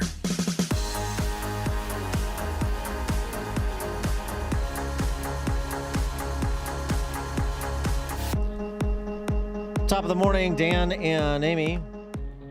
Brad Bannon is a Democrat pollster, CEO of Bannon Communications Research, and host of the podcast Dateline DC. He writes in an op-ed in The Hill in advance of tonight's debate that, the way that I read it is, Walz is just short of Taylor Swift in her popularity, and J.D. Vance is the devil incarnate. So it shouldn't be much of a contest for Walz. It should be a victory lap tonight, I suppose. Okay, well, we'll see. Brad, thanks for joining us. Appreciate it. Thanks for having me on. You write, Walz's popularity offers a clear and compelling contrast to Vance's negatives. 4 out of every 10 voters nationally have a favorable view of the governor versus 3 in 10 who hold unfavorable views. My thimble runneth over. That's not that impressive for somebody that nobody knows, and they'll know a lot more after tonight. Yeah, well, we will know a lot more after tonight. And it's, I think usually in past presidential elections, vice presidential debates haven't really been very important. They really haven't had much impact on the presidential election when all's said and done. But this could be a little bit different. This is probably going to be the last chance that voters have to see representatives of the 2 presidential candidates. There's not likely to be another presidential debate in the last month of the campaign. So it's voters are going to probably pay more attention to this vice presidential debate than they usually do in past elections. Usually the vice presidential debate is sandwiched between 2 presidential debates, and no one really cares what the vice presidential candidates think. But this is different. The race is also between Donald Trump and Kamala Harris, very close. So this might be could be an opportunity for one of the two vice presidential hopefuls to make a difference for their top of the ticket running mate. So, I mean, it seems to me that they're both trying to run up the score within their core constituency, and it's sort of a race to see who can score the biggest blowout. Kamala with college degreed voters and Trump with working class voters, and then turn them out. Is that fair? Well, yeah, I think the big difference is, that's really the vice presidential candidate's job, is to activate the party base. That's why they're selected. And so you'll see both candidates tonight try to score points with the party base. And as you said, Kamala Harris is doing very well with college-educated voters, and Vance does very well with white voters without a college education. There's also a big difference by gender, and I think you'll see Walt especially try to capitalize on that. Harris nationally is running about 20 points ahead with female voters, and Trump's running about 15 points ahead with male voters. So that's the other key base in this race. Well, you wrote in your article that Waltz comes across as a grandfatherly figure with a folksy charm. He wasn't so folksy and charming on the Saturday when he was in the big house at University of Michigan and flipping off a kid who made a comment to him. If J.D. Vance gets under his skin, I think it's game over. And do you think that that's going to happen? Well, they're both skilled debaters. Waltz has always debated pretty well when he ran successfully for governor in Minnesota. No, he blew off the last gubernatorial debate. He didn't want to do it when he was the incumbent. Well, the reality is he won by a big margin, so whatever he did worked very well for him. The down ballot races, I wonder what your handle is there. I mean, you talked about the top of the ticket being close. I think that's what everybody perceives to be true. But where do you see control of the Senate and the House right now hanging in the balance? Well, on the Senate side, Republicans have an advantage. Now, if you look at the individual Senate races, like you have one in Wisconsin, for example, the Democratic incumbent is running a few points ahead of the Republican challenger. And that's true of a lot of the Senate races. Now, there are some, like Wisconsin's a very good example, where you have a close race. You have close races in Pennsylvania, again, where the Democratic incumbent is running ahead of the challenger. Now, the other thing that's happened in the last couple of weeks that's changed the Senate picture is that Democratic challengers have picked up a lot of steam in two states that no one was paying attention to, Texas and Florida, where the Democratic challengers have come very close to overtaking the Republican incumbents. Now, it's likely that Democrats lose a couple of seats. They're going to lose West Virginia, and Montana, the Democratic incumbent John Fester's in big trouble. But Republican challengers in Florida and Texas are in very tight races with the Democratic challengers. So right now, I think it's too much. If I guess, I think the Republicans have a slight advantage. Republicans have a slight advantage in controlling the Senate, and I would say Democrats have a slight advantage on taking control of the House. The Republicans, in all sorts of internal struggles among Republicans in Washington House of Representatives, and that's making the House control of the House a very close contest.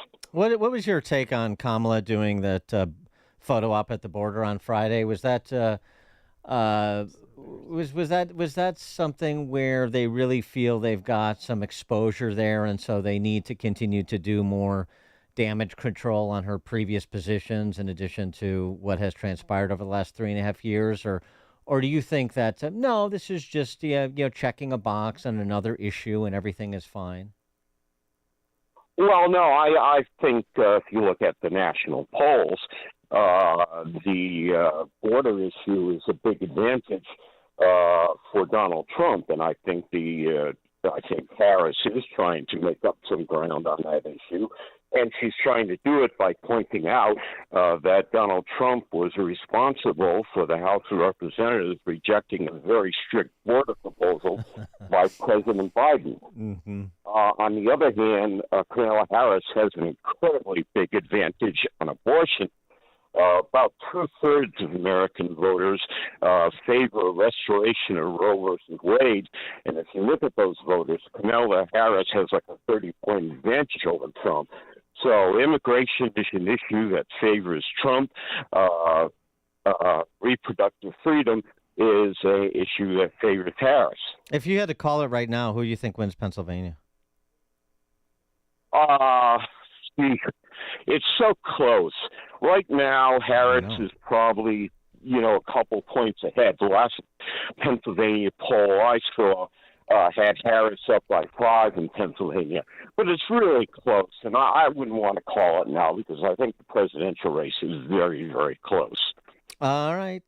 Brad Bannon, Democrat pollster, CEO of Bannon Communications Research and host of the podcast Dateline DC. Brad, thanks for joining us. Appreciate it.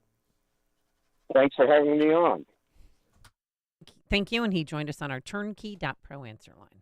You're listening to Chicago's Morning Answer with Dan Proft and Amy Jacobson on AM 560. The Answer. If you own or run a business and you listen to AM 560, you might not realize that the conservative programming that you enjoy is supported by advertisers. Our loyal listeners love to do business with the advertisers they hear every day on AM 560. Now, it probably won't surprise you that there are some businesses who avoid advertising with us because they don't like what we do here. And that's okay, because our audience wants to support businesses that support what we do and think like we think. We would love to have you join the list of successful companies who are already reaching new, like-minded customers. Most AM 560 advertisers have been here for years for one simple reason: they get results. Join our efforts to make a difference in the lives of our listeners who are passionate about supporting our great family of AM 560 advertisers. To learn more, just visit 560theanswer.com/advertise. That's 560theanswer.com/advertise. Balance of Nature supplements, changing the world one life at a time. I'm a doctor myself. I've used it and I've turned a lot of my patients onto it as well. It's a good product. I've actually taken the bottles up to him, and my doctor, he tells me, keep doing it. I am 87 years old, and I am an RN, and my PhD work is in anatomy and physiology. I watched your advertisement on TV, and I thought, I'll try it for just a month. I have stayed on it. Just think it is a marvelous product. Start your journey with Balance of Nature supplements. Call 1-800-246-8751 or go to balanceofnature.com and sign up as a new preferred customer. And for a limited time, get 35% off your first order with free shipping and our money-back guarantee. Go to balanceofnature.com or call 1-800-246-8751 and get this special offer by using discount code CHICAGO. October is Cybersecurity Awareness Month. As the leader in identity theft protection, LifeLock reminds you to update your passwords. Using the same password across multiple accounts makes you vulnerable to cyber criminals. Updating your passwords is only one way to help protect yourself. For comprehensive identity theft protection, you need LifeLock. LifeLock not only alerts you to suspicious uses of your personal information, but also fixes issues that arise. Start protecting your identity today with a 30-day free trial at LifeLock.com, promo code CLAY. You know, the big wireless companies want you to overpay for data that you don't need, but you don't have to settle for that with Pure Talk. Well, you get to choose how much data that you actually want. And for $25 a month, you'll get unlimited talk, unlimited text. You're going to get mobile hotspot, 5 gigs of data. Go with Pure Talk, and you get to choose how much data you actually want. Just dial pound 250, say the keyword save now, and if you do it now, you'll save an additional 50% off your first month from Pure Talk. Chicagoland certified financial planning professional Tim Stearns discusses taxes in retirement. Most people are paying more in taxes and keeping less of their money to live and do what they enjoy. That's why we've put out the Retirement Tax Bill Calculator online. You can see with your own eyes just how much you might be overpaying. It's a valuable tool, $500 value, but we made it free for you to view and run your own numbers at MVPCFP.com. That's MVPCFP.com. To run your retirement tax bill calculator, go to MVPCFP.com. Investment advisory services offered through Cornerstone Securities, LLC. Papa Nicholas Coffee, a Chicagoland tradition for over 5 generations, combines heritage and innovation in every cup. Our coffee is locally roasted, hot air roasted, and cold blended in small batches to ensure premium quality. Whether you prefer a 12-ounce bag or a 28-ounce bag, or even the convenience of K-Cups, you'll find Papa Nicholas Coffee at your local retailer. Taste the difference that 5 generations of expertise brings. Choose Papa Nicholas Coffee, because great coffee is our family tradition. Visit online at papanicholas.com. That's papanicholas.com. AM 560, The Answer. Get ready for the new theatrical sensation. I'm sure this will rival Hamilton or Cats. What is it? Fatherland, the new off-Broadway play, Fatherland, which is intended to connote the Third Reich, of course. A January 6th insurrectionist turned in by his son. Here's a snippet of Fatherland. Get ready to be wowed by this prose, and just imagine the acting. Down everyone who was there, you know that's right, you know that. Peppers. Videos and cell phones. Government's closing in. Wasn't that, bad? I don't care.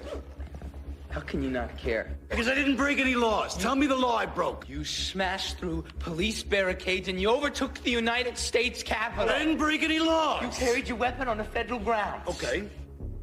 Okay. Okay, I carried my weapon on the federal grounds that we own, that American citizens own. Paying taxes gives you no right. Who said I pay taxes? What? I had every constitutional right to carry a weapon and to take over Congress. Just because a law is written does not mean it's the right law. We went in there, they scurried away like rats and hid. That is how you do it. That was a scene from the new off-Broadway play, Fatherland, which opened last week. Yeah, it's a very powerful scene. So, of course, MSNBC has this clip, and the kid who is the story is loosely based on heavy rotation, right? Because you're trying to whip up frenzy, continuing to try to whip up frenzy about January 6th. The New York Theater Review. Fatherland is just as much the story of a man's relationship with his teenage son who turned him into the FBI, and it's the story of his disturbing worship of Donald Trump. Oh, my God. Of course. Of course, it's disturbing, and it's worshiping. Yes, trying to use whatever cultural might they have to get people interested in this.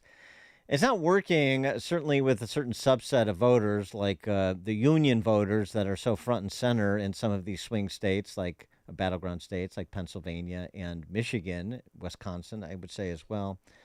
I go back to that town hall that MSNBC's very own Alex Wagner had, where she tried to press union rank and file in the audience on January 6th. It didn't go quite as she had hoped. Talk to me about your level of interest in the criminal charges and so forth. February 6th? January 6th. Yeah, close enough. So I remember that day. I know he was the standing president. I'm not familiar with the charges that are being brought against him for that. I'm not following that charge or I know there's multiple court cases going on. I'm just not familiar with it. I mean, that doesn't sound like it's going to be a factor in deciding who to vote it doesn't. for. No.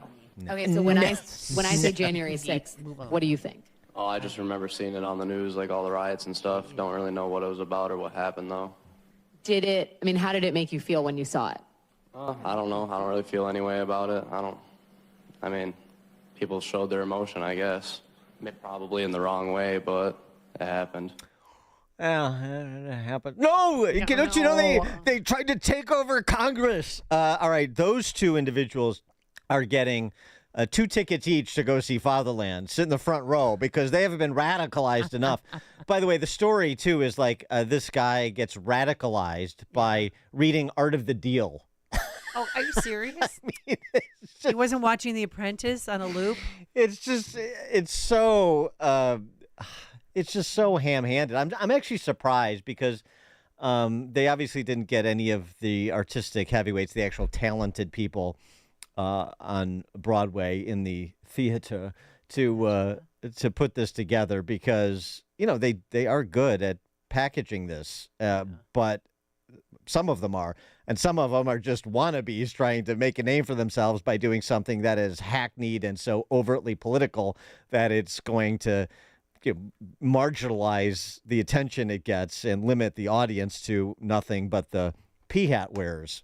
So I think Fatherland is probably going to go that direction. I don't see sort of mammoth quality dialogue, at least not from that snippet. Now, to be fair, I haven't read the whole play, and of course, I'm not going to.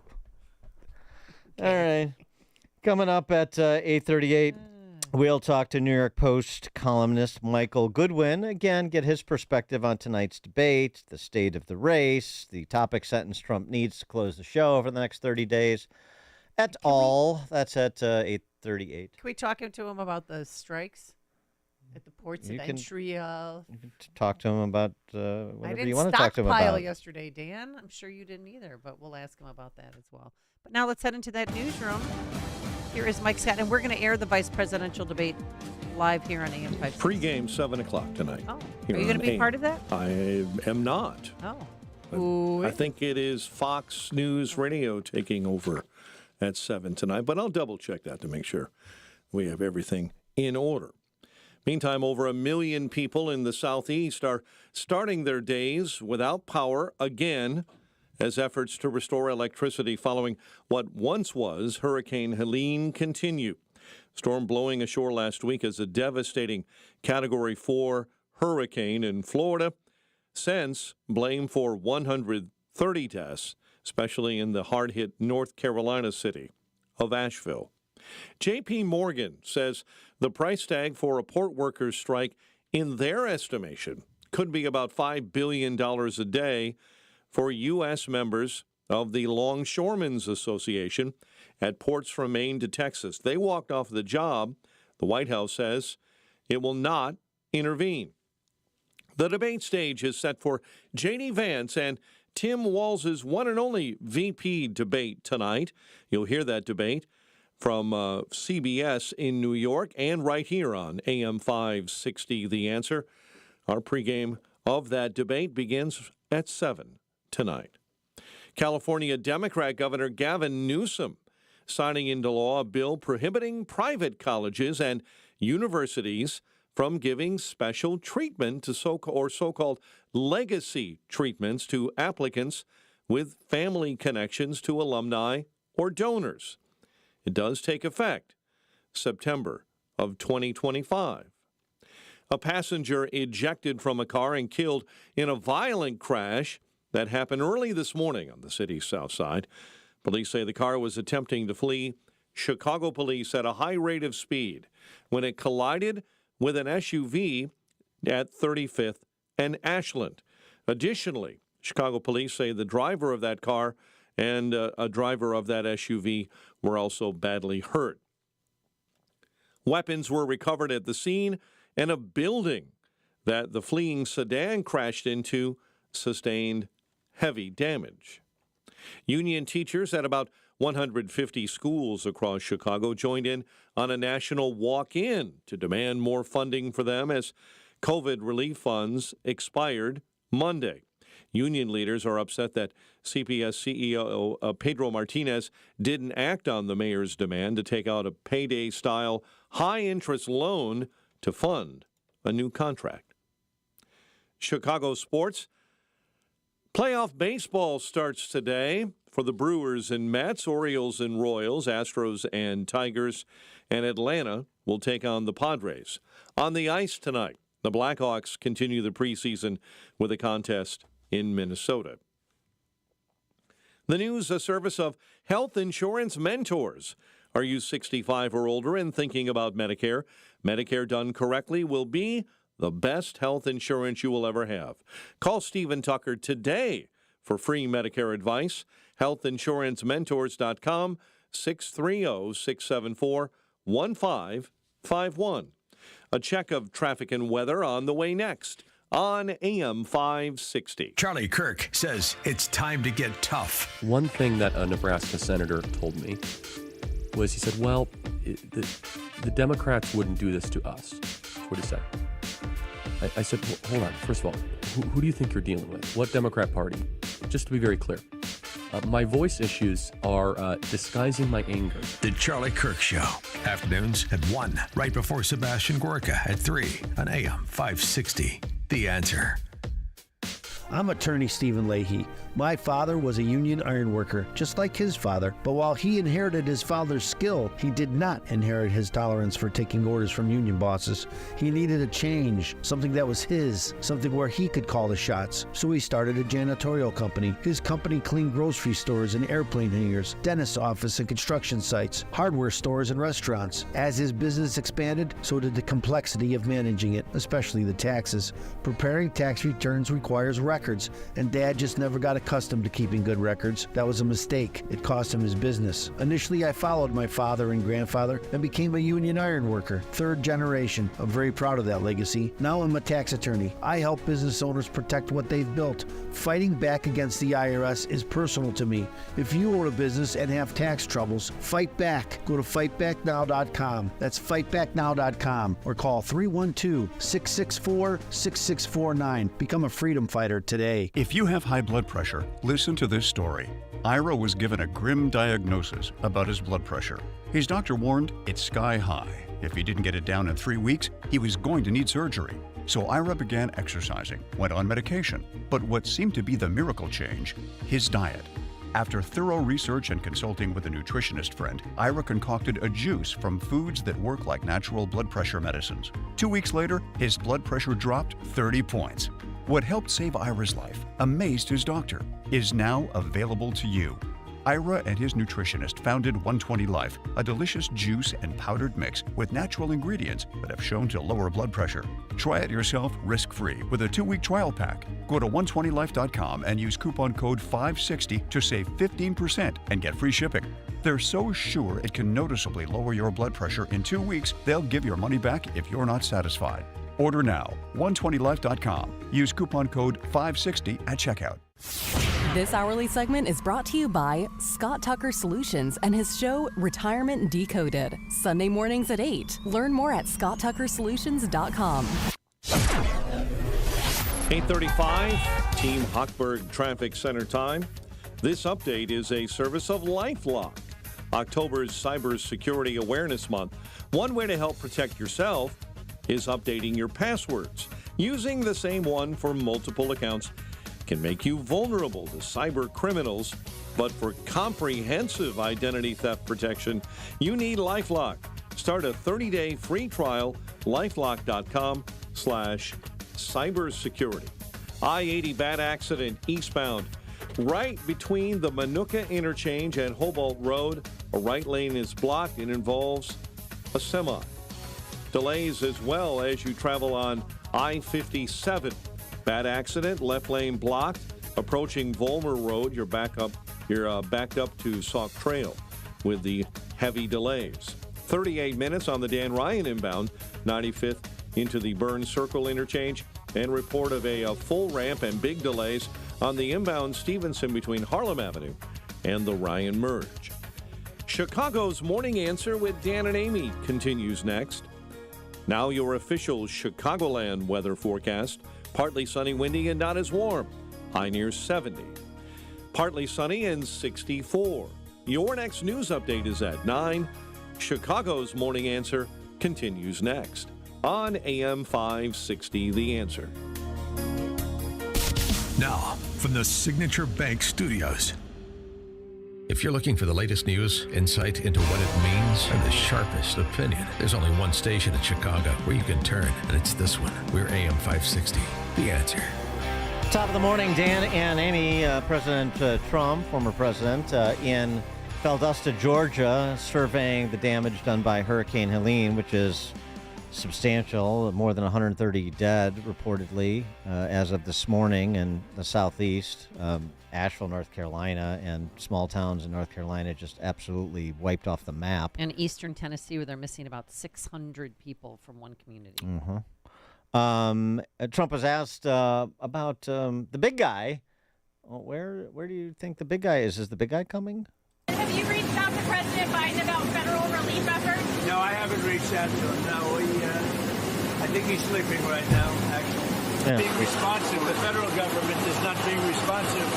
But they're having a very hard time getting the president on the phone. He won't get on, and of course the vice president, she's out someplace campaigning, looking for money. So they have to be focused over here. It's too big. This is a really bad one. And the governor. Yeah, probably sleeping, and she's focused on raising money. Well, the big guy did respond, basically. Look, he, as usual, is so far ahead of the learning curve that he doesn't need to be on the ground. He's commanding from afar. He's on the phone, Dan. All of this has been pre-planned in anticipation for Helene making landfall, and it's all buttoned up.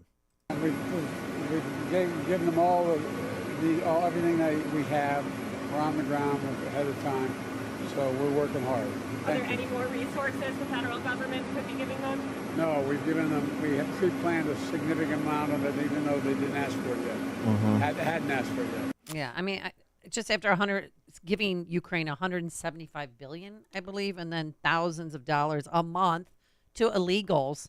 And then Biden said yesterday that it's up to Americans to help fund the recovery of Hurricane Helene in North Carolina. Well, private initiative is fine, but people are asking for resources, and FEMA, their tax dollars, and it's understandable. That's what we do. And though the response seems to be very different depending on the exact affected area. For more on this and other matters that are both natural and political, Michael Goodwin, New York Post columnist, joins us. Michael, thanks for being with us. Appreciate it. Good morning, guys. Thank you. The response, there's certain things that people expect the government to do and do, relatively competently. The big things like, I don't know, provide for national security, protect the southern border, respond when Americans are in need because of a natural disaster. And, you pay a real political price, at least some do, like George W. Bush, if the perception is you didn't respond with all the resources and alacrity that you could have. Do you find that potentially being the case here? Well, I think obviously a couple of lessons from this one. First, that Joe Biden really has checked out. I mean, that answer that he gave is not an answer you would give if you were actively seeking re-election. But he really has, I think, stopped being president for all intents and purposes, and he's just sort of a caretaker there. Caretaker in need of a caretaker. Yeah. Well, that's right. But he's retired in place. He's kept the job, but he's not doing it anymore. Yeah. It's an old civil service word. But the other part is, of course, you mentioned George Bush and Katrina, and what we remember most about that is that picture of him in Air Force One flying over it, looking out the window. And, of course, he was roasted for that by the media. But that's the second part of this. These things only matter if the media says they matter to a lot of people. And so the fact that Biden has checked out, that Harris is nowhere to be found, that the government, that people there are sort of waiting and stuck and need desperately to have some help, and the government is not there, that only matters, or that only counts if the media says so. And most of the media is in the protection racket for Harris, and so they won't say so. They won't talk about the the convicted criminals who were allowed into the country across the border. I mean, so we really have such a bifurcated country now because the media itself is not giving you anything that will make this administration look bad in an election year. I mean, it's quite astounding. We've never seen anything this stark as what we're witnessing now. Well, Harris flew back early from Vegas, and she had some fundraisers in California as well. And her picture in her plane looked like that Bush flyover picture. Yeah. Because, but also too, she had her headset in, but it wasn't connected to her phone, and she had a piece of paper and a pencil. And if you zoom in, there's nothing on the paper. I know. So it was a staged photo op, and that. But you will not see any criticism of that in the New York Times or the Washington Post or CNN, unless you get the rogue commentator who's allowed to say something. But this is a blackout of bad news. And that the government is now doing everything it can suddenly. But we know if Trump is elected, that same government will be roasted if there's ever a storm like this on his watch, and everybody isn't helped immediately. It's just a double standard. It's rotten, but it is now baked into the cake. Well, it makes it that much more imperative for J.D. Vance tonight to tell stories that maybe a lot of people don't know because of the blackout and bad news that you're talking about. We've spent a lot of time talking about places like Charleroi, Pennsylvania, and Springfield, Ohio, and Whitewater, Wisconsin, but half the country probably has no idea that those communities are suffering through what they're suffering through. I think that's absolutely right. That if you do not search for as a consumer of news, if you don't search outside your comfort zone, if you just follow along, if you're in states where USA Today is the big paper or any of the Gannett papers, for example, you will not see anything unfavorable or very little that's unfavorable. That's just the way the media is really so one-sided these days that even storm news, right, or border news, things that used to be of common understanding have now become politicized, and in an election year, if it could damage the regime, then it will be censored. It's a terrible situation, and I was talking to some people about this yesterday, and when you look at the declining trust, it's either Pew or Gallup does these stories about, or these very big surveys every year, and they've done it since I think 1958. They ask the same question of about 20,000 Americans a year. Do you have faith, or do you trust that the federal government tries to do the right thing most of the time? And back in 58, when the question was first asked, the yes response was roughly 78%. People trusted the federal government to do the right thing most of the time. Now it's about 21%. And that kind of decline in trust in our federal institutions is mirrored in the decline in trust of the media. So, which is now, I think, television news, 11% of the public thinks, they trust television news. The print publications and digital are not much higher. But all of these things reflect a decline in the cohesion of the country. If we don't trust these centralized institutions, then we don't have much in common. And we're seeing this play out, especially, I think, in this election year, because Donald Trump is a candidate, and therefore he must be treated differently than any other candidate. It's a tragedy that I think will bring sorrow to this country for a very long time, unless the media organizations begin to get back on the game. They don't have to put aside their feelings. Someone once said to me, I was talking about objectivity, and many years ago, an editor of mine said, look, there's no such thing as objectivity. Right. Everybody has an opinion, but there is fairness. And it's the lack of fairness that is, I think, the most troubling part of what we're witnessing right now. Yeah, I think that's well said. But the other piece of this, though, is we're a bit of a schizophrenic country, too, because on the one hand, you say you don't trust these institutions. On the other hand, you believe them, even when you say you don't trust them, number one. And then number two, you believe what they say that is, derogatory in the right direction. And number two, you're dependent on government. You're dependent on the government you don't trust. We just have more and more people that derive a greater percentage of their sustenance from government at every level. So, we were having this conversation yesterday, get your reaction to it. Kim Strassel had a good piece in the Journal talking about Trump lacking a topic sentence. And she basically suggested his topic sentence should be to brush off Ronald Reagan's old, the 9 scariest words in the English language. I'm from the government. I'm here to help. But I don't think so. I think that's the wrong topic sentence because I don't think that's the view that people really have of government. What they want from government is competence at a certain level, particularly with respect to big things they think the government should be in charge of, like we were just talking about, disaster relief, border security. The other thing is you just have a lot of people where you start attacking the government and you're attacking the source of their income, the source of their livelihoods. Yes, no question about it. And I think one testament to that is the debt, right?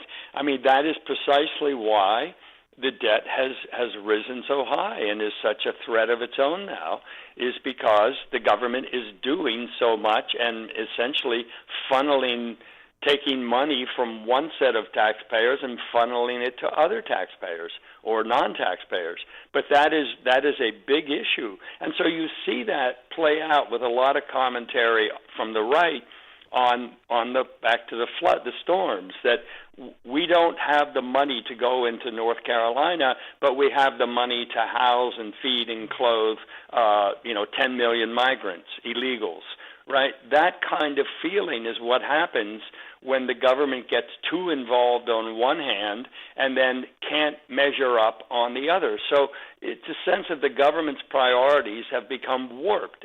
It's become this big sugar daddy for everybody, for everything. And it really needs to be pared back if we're going to survive because of the debt tsunami that's coming our way. Yeah. But you don't hear either party really advancing that argument. The only head of state or significant political leader in the Western world talking about America's foundational values is the Argentinian president, Javier Milei. That's the only one I can find. Yes. No, and he has come into a situation and he has dared to look the lion in the eye and say, be gone, because we can't continue this way. Now, Argentina has a long way to go, but there are some good signs that the economy there is the private economy is beginning to fill in some of the gaps as he pushes the government back.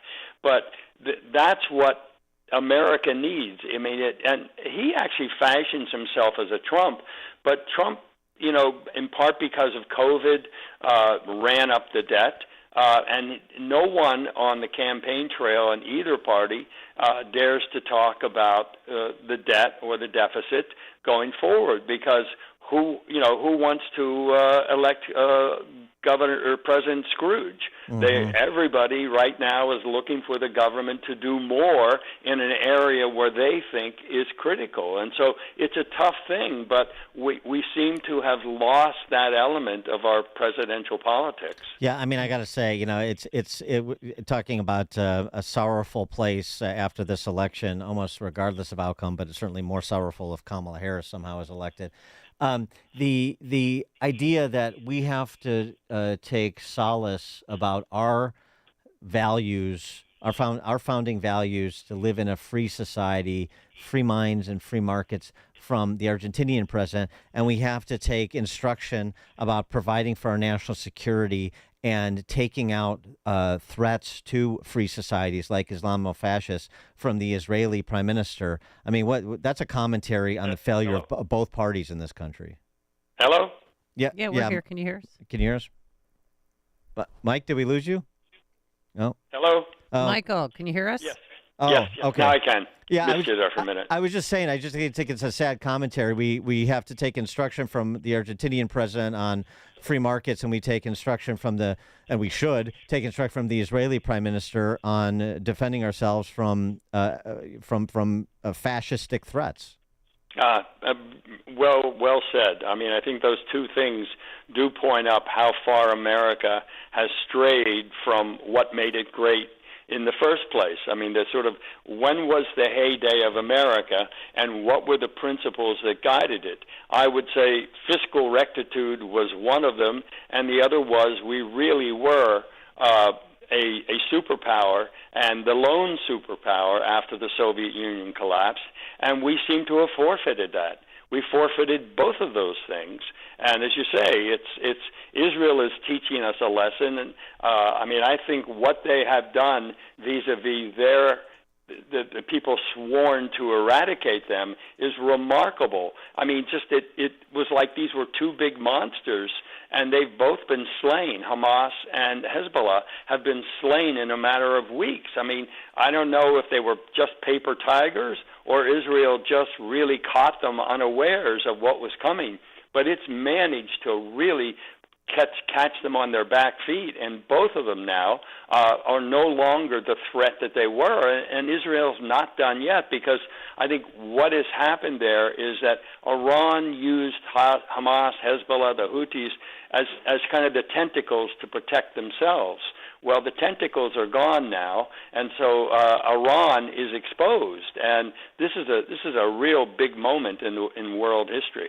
Michael Goodwin, New York Post columnist. Michael, thank you as always. Appreciate it. My pleasure. Thank you both. Thank you. And he joined us on our turnkey.pro answer line. It's news, opinion, insight. This is Chicago's Morning Answer on AM 560. The Answer. October is Cybersecurity Awareness Month. As the leader in identity theft protection, LifeLock reminds you to update your passwords. Using the same password across multiple accounts makes you vulnerable to cyber criminals. Updating your passwords is only one way to help protect yourself. For comprehensive identity theft protection, you need LifeLock. LifeLock not only alerts you to suspicious uses of your personal information, but also fixes issues that arise. Start protecting your identity today with a 30-day free trial at LifeLock.com, promo code CLAY.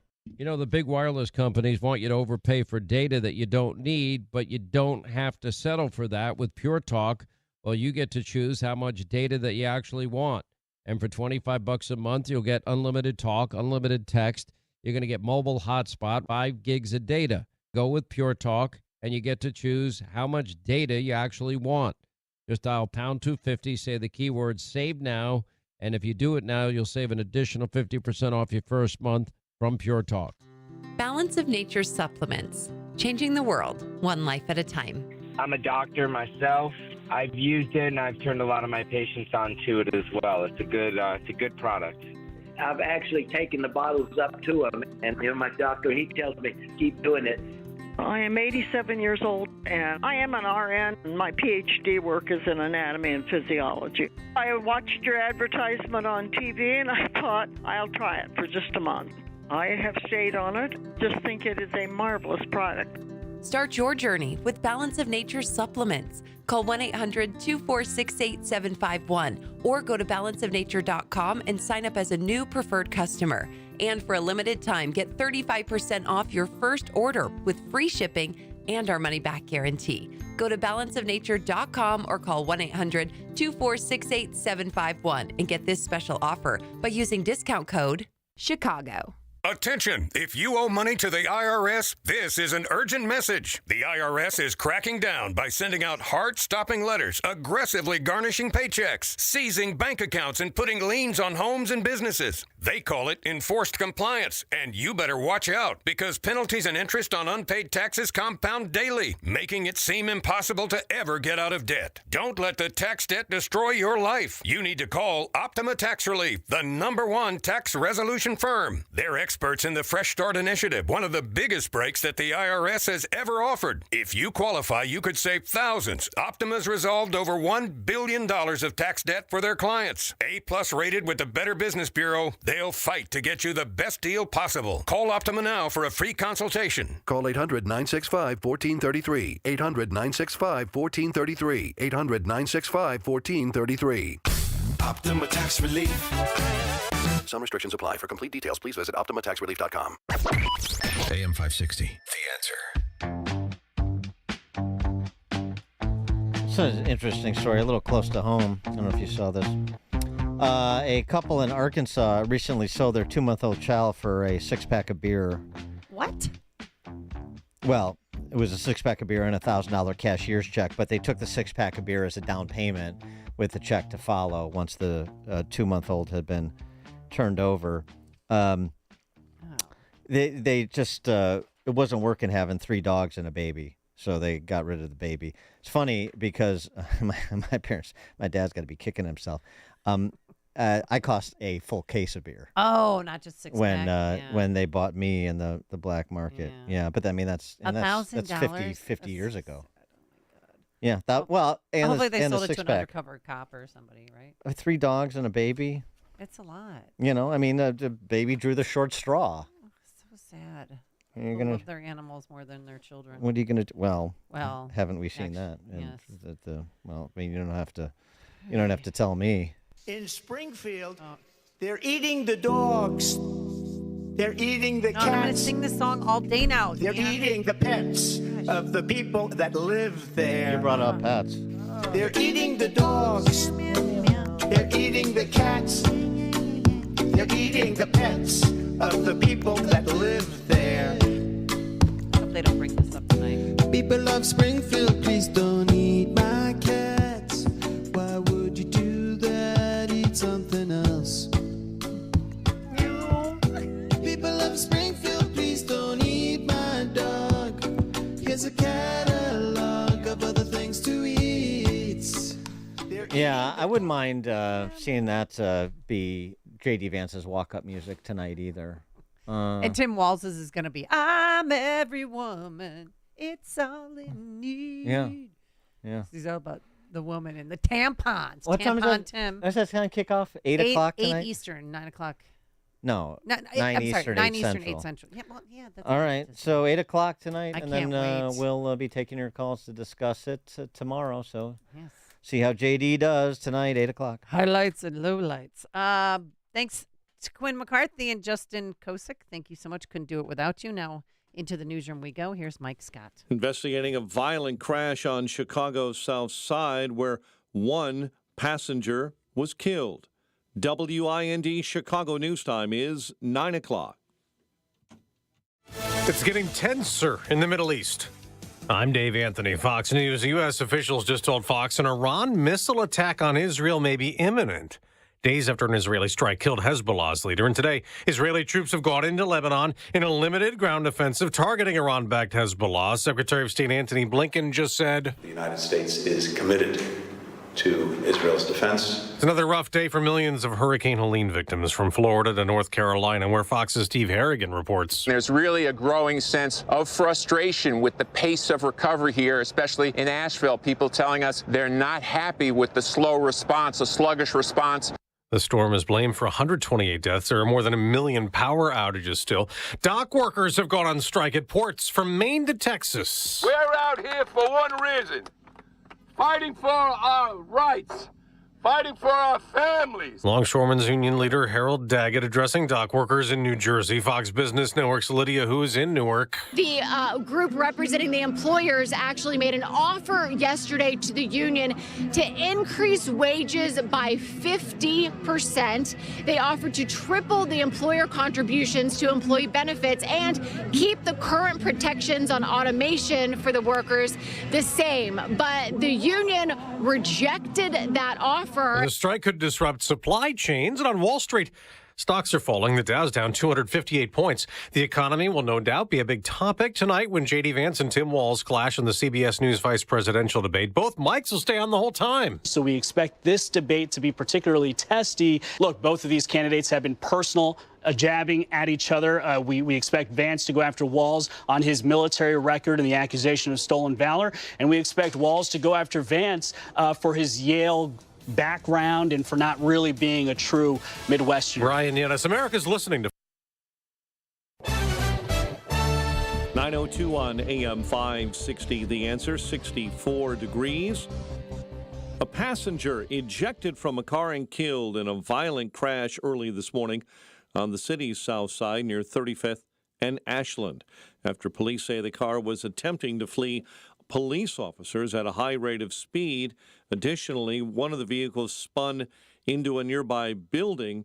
That building sustained heavy damage. The Gompers Park tent city has found itself at the center of the debate this week on how to handle situations regarding the homeless. Now there is heavy drug use. There is a lot of partying going on. We're finding needles. It's hard to walk the dogs. People don't feel safe taking their children over there. Chicago police say, yes, it's true, crime is on the rise. The calls for service around Gompers Park has seen an increase in volume by about 20%. Residents say conditions at the park have progressively gotten worse over the last 2 years. Chicago sports. Playoff baseball starts today. We'll watch the Brewers and Mets, along with the Orioles and Royals, Astros and Tigers, and Atlanta will take on the Padres after splitting a doubleheader with the Mets yesterday. Monday Night Football, Lions beat the Seahawks 42-29, and the Blackhawks continue their NHL preseason with a contest in Minnesota.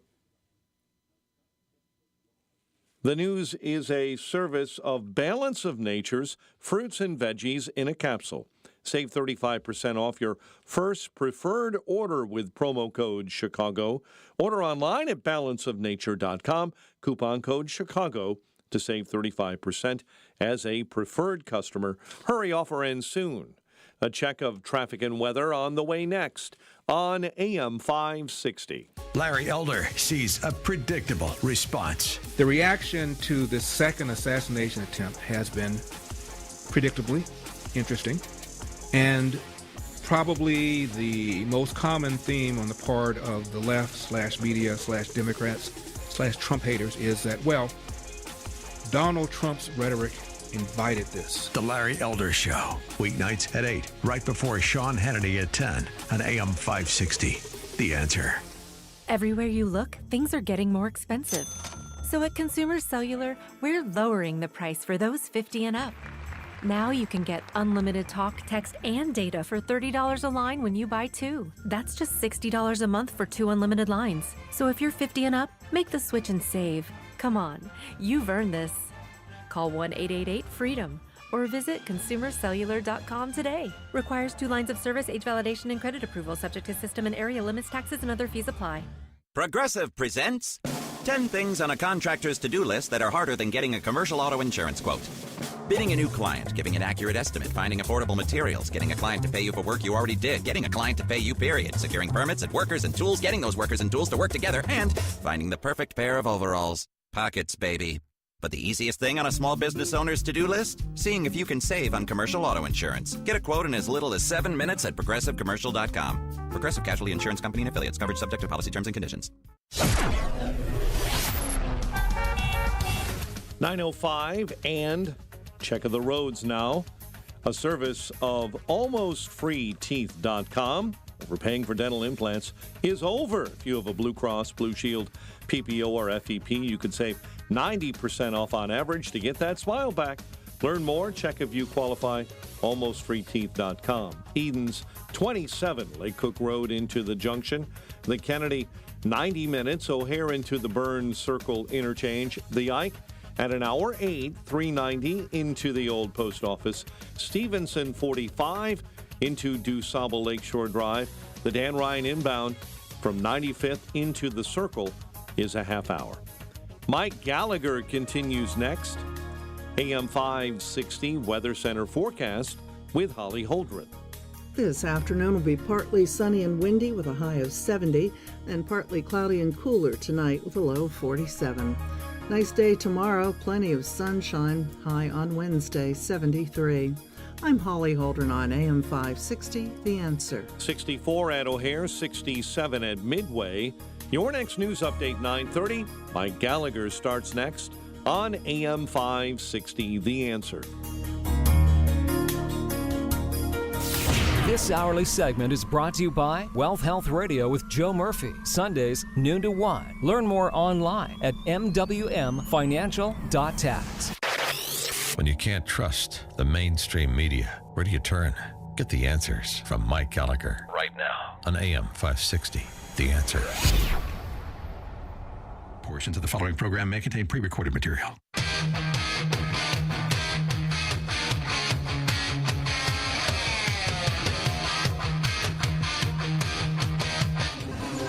He's the happy conservative warrior, From the Relief Factor studios, here's Mike Dillon.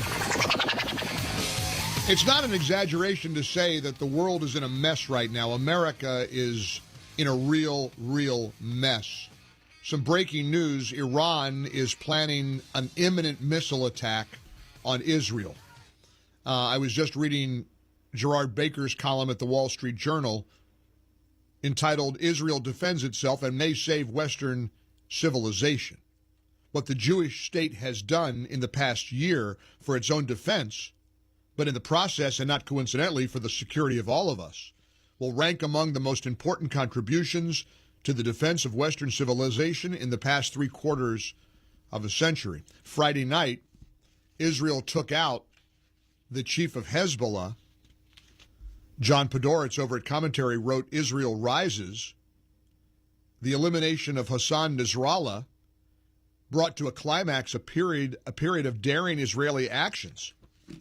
But do you know, and this was an evil guy. I mean, do you need me to remind you all the acts of evil of Nasrallah, the head of Hezbollah? All the Americans who were killed? The systemic torture and kidnappings and deaths of American hostages in Lebanon? Do you know what Hezbollah is? They're an organization of terrorists. After his death, do you know that he was described as, in the Washington Post, as a father figure? Do you know the Washington Post described him as a moral compass? Do you know that the Washington Post described him as a political guide? This is not Republican versus Democrat anymore. This is good versus evil. Tonight, we've got a vice presidential debate that, and I'm sorry to even put this out there, I shouldn't make a prediction, but I can't help myself. I think J.D. Vance is going to slam the lid on this campaign. This could be the last debate on the presidential or vice presidential level before November the 5th. And J.D. Vance is going to have the best chance of articulating tonight why we need the Trump-Vance administration. The country is on fire. The longshoremen striking today. It's going to cost $5 billion a day. You know why the longshoremen say they're striking? Inflation. Inflation. Biden and Kamala's inflation. Thousands of unionized dock workers at 14 major ports from Maine to Texas went on strike at midnight. And they say, hey, it's inflation. Can't keep up with the cost of living. This is Biden and Kamala's economy. And we got people who've been devastated in the Carolinas, in Georgia, in Tennessee, Florida by Hurricane Helene. When somebody told me yesterday that Biden went to the beach, it went in one ear and out the other. I thought, there's no way. He did. He's not that bad. Oh, he's that bad. Here's Scott Jennings from CNN laying out the horrific optics of both Joe Biden and Kamala's weekend as millions of people have been